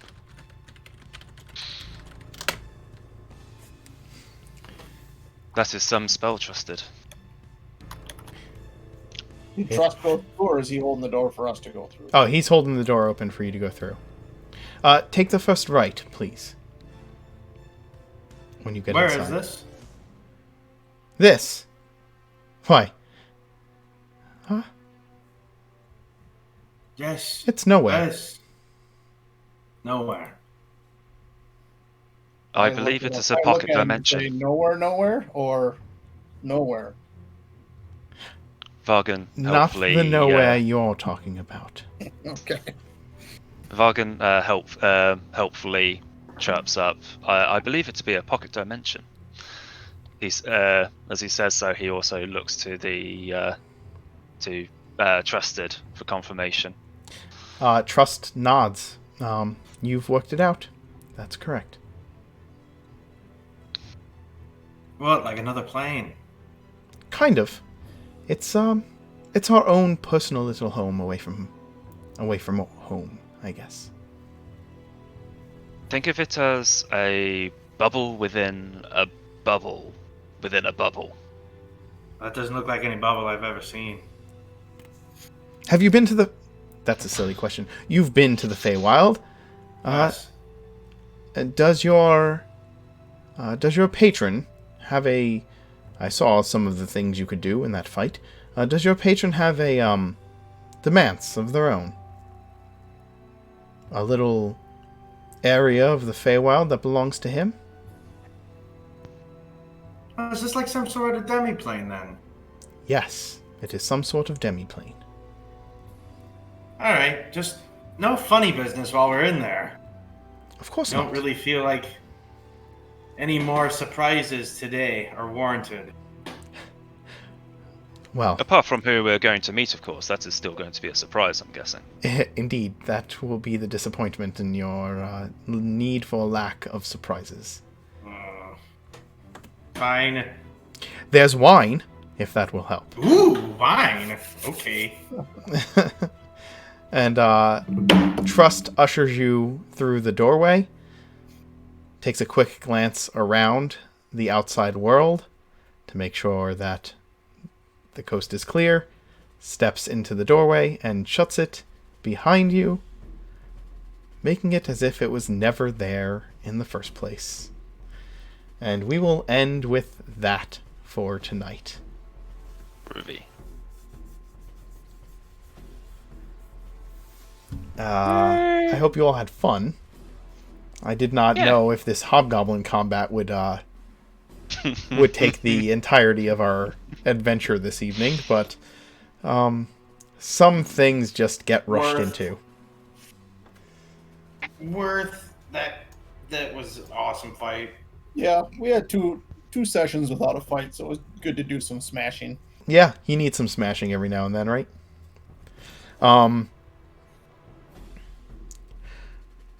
Well, let's do some favorite moments.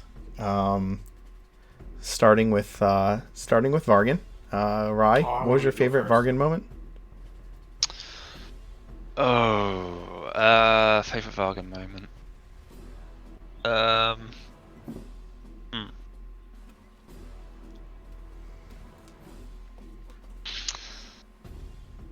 I suppose when he was trying to cover all the ground as quickly as possible, making use of as many features as possible so he can get both himself as well as another party member there as quickly as possible. Just Spider-Man jumped the entire thing. As for player moment, am I allowed to pick how you had Corin leave the group, or Yeah, that's fine. or is that off dude, limits? obviously. That's fine. We can do a full-on favorite moments if you want, where everybody has an opportunity to share about everyone, or we can do the shortened version we've been doing. I did that the last couple weeks because we went a little long, so that's up to all of you. Because the way that you had, it was such a natural progression of Corin parting ways from the group in such a way that not only did it make sense, but it was completely organic. Yeah, So I thought that was very well done. I was hoping that it would. I saw an opportunity, so I thought I'd take it. So, Anybody else favorite Vargan moments from anyone in the group? Bapping that one hobgoblin in the chest, and how the serendipity of just always hitting with the back end of the stat. Like that captain was always ready for Yep. catch. Yeah. The back end of that glaive. You hit with the butt of that glaive every single time. In the face every single time. You know that that hobgoblin had a broken nose. Yeah, he definitely had a broken everything, but Oh yeah. Yeah, the flying, I agree with Bargain. Rafe's pick flying across the field. I don't know if anybody's read Mistborn, but very much like flying through the air. Where they use the coins to do that? Yeah. Nice. God, that's a great series. Brandon Sanderson, beast.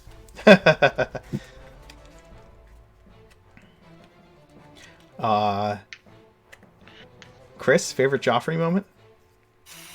Oh shit, that whole fight. Basically. Just the whole session. Joffrey, just this whole session.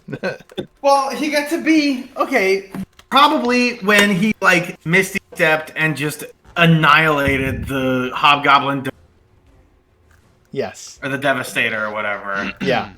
Yeah, you killed the Devastator with 2 hits. Mm-hmm. My favorite was when he was running away and the caravan leader. Yeah. That's what I was All right, going to I'll come say. back. That's exactly what I was going to Yeah. say. Yeah. Emmy in chat said trying to fight everyone with just him and his elk. Yeah. Oh yeah, Silvano MVP. Yeah. Okay. Emmy said that if just the elk could be her favorite Joffrey moment, it would be that. Mine absolutely has to be the elk charging across the battlefield, jumping on the wagon and leaping onto the building. I imagine him as having the personality of the elk from Frozen. Oh god. Sort of like a Great Dane. You see, I liked the bit where the elk charged the one of the wagons in order to use that as a weapon against one of the hobgoblins, because it was straight out of it reminded me of the bit out of Jurassic Park where you had the ramming dinosaur, and the Ankylosaurus or whatever, and the guy on the other side goes flying out. Yeah.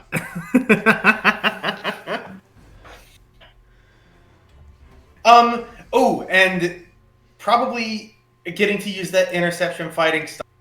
Yeah, that was neat. It's very cool. They have to be within 5 feet of you, right? The person that you're protecting? The person I'm I have to be adjacent to defending. Okay. And I can't use it to protect myself. I understand. Oh, excuse me. But it is not just a weapon attack. That's awesome. Yeah, so it can even be used. I think it has to target the person, so it can't defend against AoE abilities. Right, that makes sense. Brad, your favorite Caliph moment?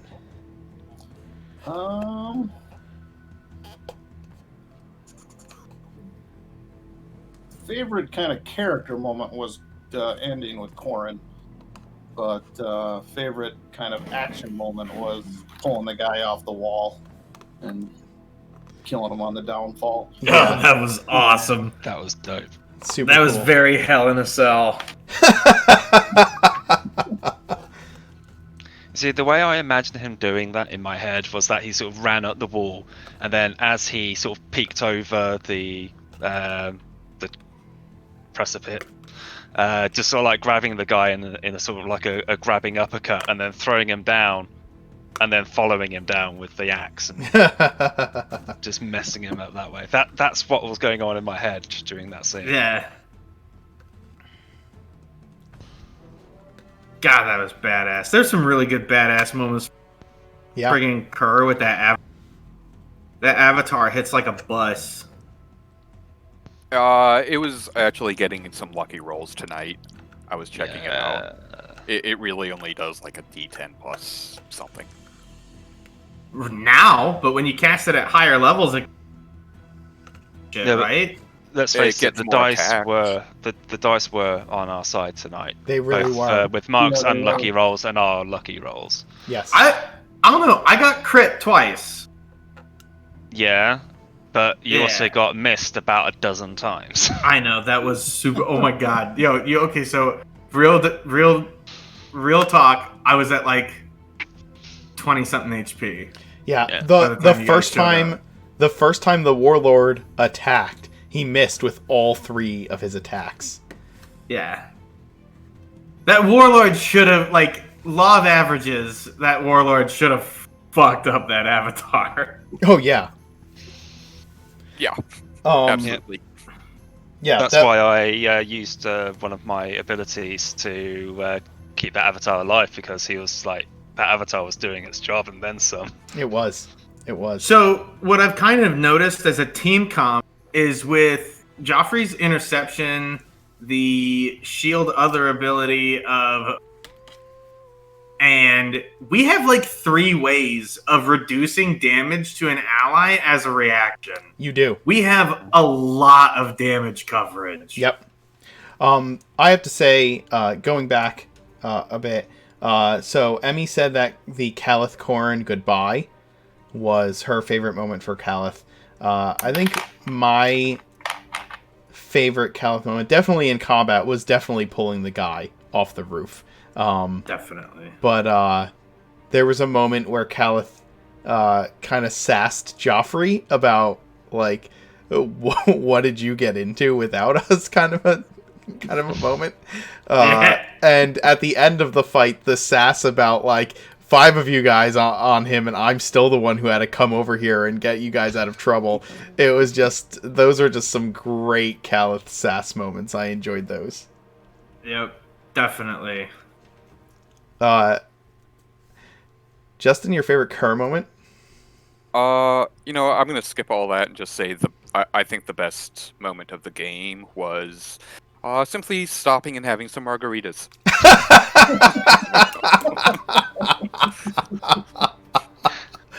Oh, look, Joffrey's doing something. Let's have a drink. Yeah. I do I'm have fine to with say, I didn't say something for Joffrey, but, like, Joffrey in that, at the beginning, where all hell broke loose, and he's like, this is fine. It's fine. It's gonna be fine. This is fine.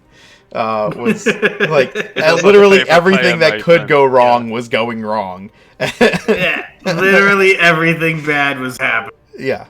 Yep. But switching, first of all, Kerr's reaction to Orica at the beginning of the adventure was great. But also at the end, talking to Trust, switching into the priestess voice. I think that was incredibly fun as well.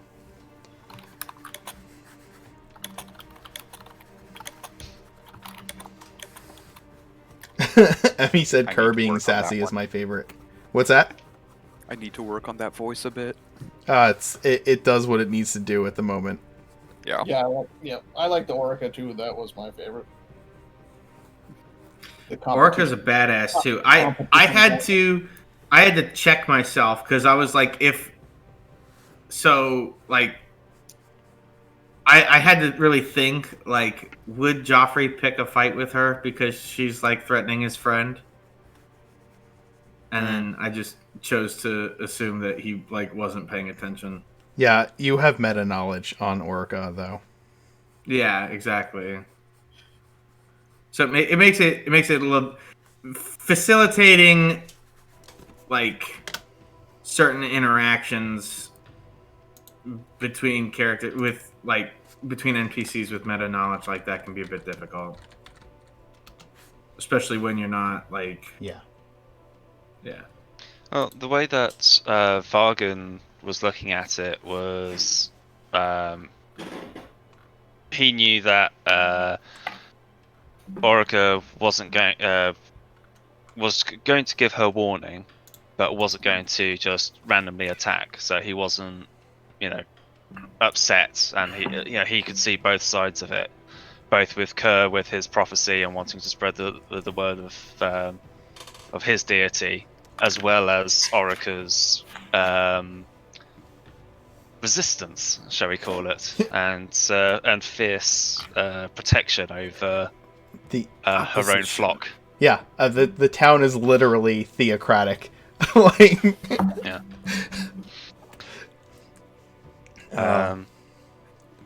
Any I favorite? love the jealousy Orica showed. Like, she was like getting like super possessive. Oh yeah. Toxic relationship possessive. It's pretty funny. Well, it's her deity. Yeah. Well and truly. So yeah. Any favorite DM moments?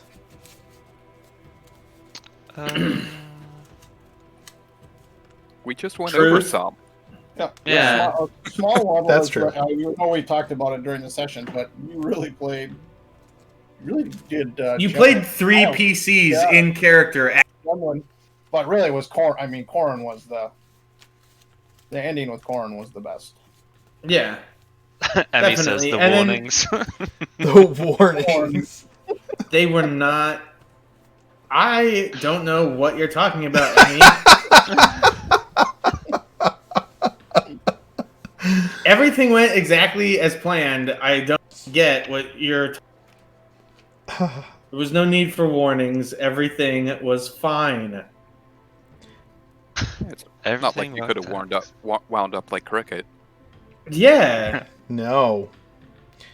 Well, at least in this moment, he couldn't have, because these are not incorporeal beings that can fly through walls and occupy 3-dimensional space. So yeah no, logistically, he would. Not to mention his armor class was higher, and he had like double her HP. So I wasn't worried. I don't know, Rye, did you hear the story about how Cricket died? What was it? It was 27 simultaneous Wraith touch attacks. They were specters, but yes. Yeah, she got killed by the action economy. I'm not even gonna... She did. She got killed by her own choices. She got killed because she was a cat. And she got roleplayed as a cat. Curiosity literally killed the cat. Yeah. She's not gonna stay dead. She never stays dead. That's She's true. got like 8 more lives. I enjoyed playing both Orica and Trust. Playing PCs is something that like I don't really enjoy doing it. I just try to do my best to pay service to the character as best as I can, you know. But I enjoy Orica as an NPC and thinking through how she would respond to certain things. She's very self-controlled. So like she was seethingly angry, but like just came off as giving a warning because she is, you know, she wasn't, again, you're right. She very well could have killed Kerr on the spot. Maybe. I don't know if she would have been able to do that, but she very well could have attempted to kill Kerr on the spot. She was probably angry enough to do that, but she was also restrained enough to not do that. I think if Kerr had just started preaching, then she would have at very least attacked him by at very least knocked him on his ass. Yeah. But the fact that Kerr was also like giving food and water and such. Yeah, things that the people needed, right? Things that the people needed, and therefore it's like, well, he's doing a really good thing for everyone. But I have a question. Since Kerr's god doesn't exist, can he even get divine intervention? Yes. Well, I haven't used it yet, so. I would like to point out though, Chris, I'm joking. you don't know whether or not yeah, we Kerr's do. god exists. We know he calls his god Tiamat, and that is not religious. Well, it's not a god that you know. It's not a god that any of you know. That doesn't mean it's not a god. It just means it's a god that you don't know. we Which, know his out head of means it's not a god. out of character, we all know that Tiamat does not exist in my setting, right? But in character, even out of character, we don't necessarily know that Kerr could just be mistaking a god that does exist, thinking it's a god that doesn't exist. correct. Also, this is D&D. Yeah. Gods come and go. Gods, forgotten gods can come back. New gods are created. That's all the thing time. is there are people who that you don't know if Kerr's deity in character, you don't know if Kerr's deity is real or not, because there are religions outside of the Valkyrian pantheon. There are, I mean, you already encountered someone who worships a ninth god, who is who she claimed was a forgotten god of the Valkyrian pantheon. Yeah. Right, and I'm saying that Joffrey is thick enough that he doesn't believe that they exist. Ah, understood. He's like, yo, your god doesn't exist. It's a sham. But he's not gonna. But he also likes Kerr, so it's gonna be like Ichabod. Oh man, that's gonna be a shock when divine intervention actually works. That would be hilarious. I will have to mute myself.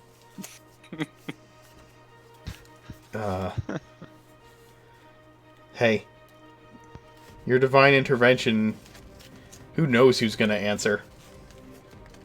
Right? Oh, I know who's gonna answer. That's right. I get to know that. He's gonna. Is it Cthulhu? It is Cthulhu. Awesome. It is. Sign me up. It is Cthulhu's younger sister. It is Cthulhu's younger sister's roommates, cousins. Yes. Yeah. Dogwalker's friend. Younger sister of Twyland Hill. It's probably gonna be. Madeline? It's probably just going to be Kerr that answers Kerr, and he's just gonna show up and be like, "Behold, I am Kerr. We are Kerr." Yeah, and it's gonna be like an I Am League, where like an infinite number of Kerrs show up to accomplish the thing he asked for, and then just fuck off. Oh god, did you just Mr. Meeseeks me? Yeah, dude, that's what you did. That's what. Yeah, that's perfect. Wait, hang Oh on. my God. So, if Kerr's deity is also called Kerr, and they show up announcing themselves, would that make it an occurrence? A recurrence. It would be a recurrence. Well, recurrence would be if Kerr died and then came back. That would be a recurrence. We love you, Emmy.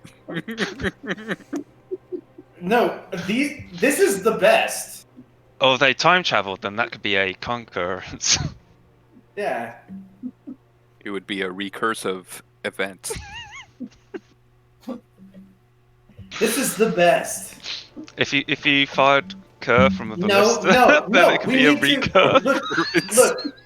look. We need to end the stream.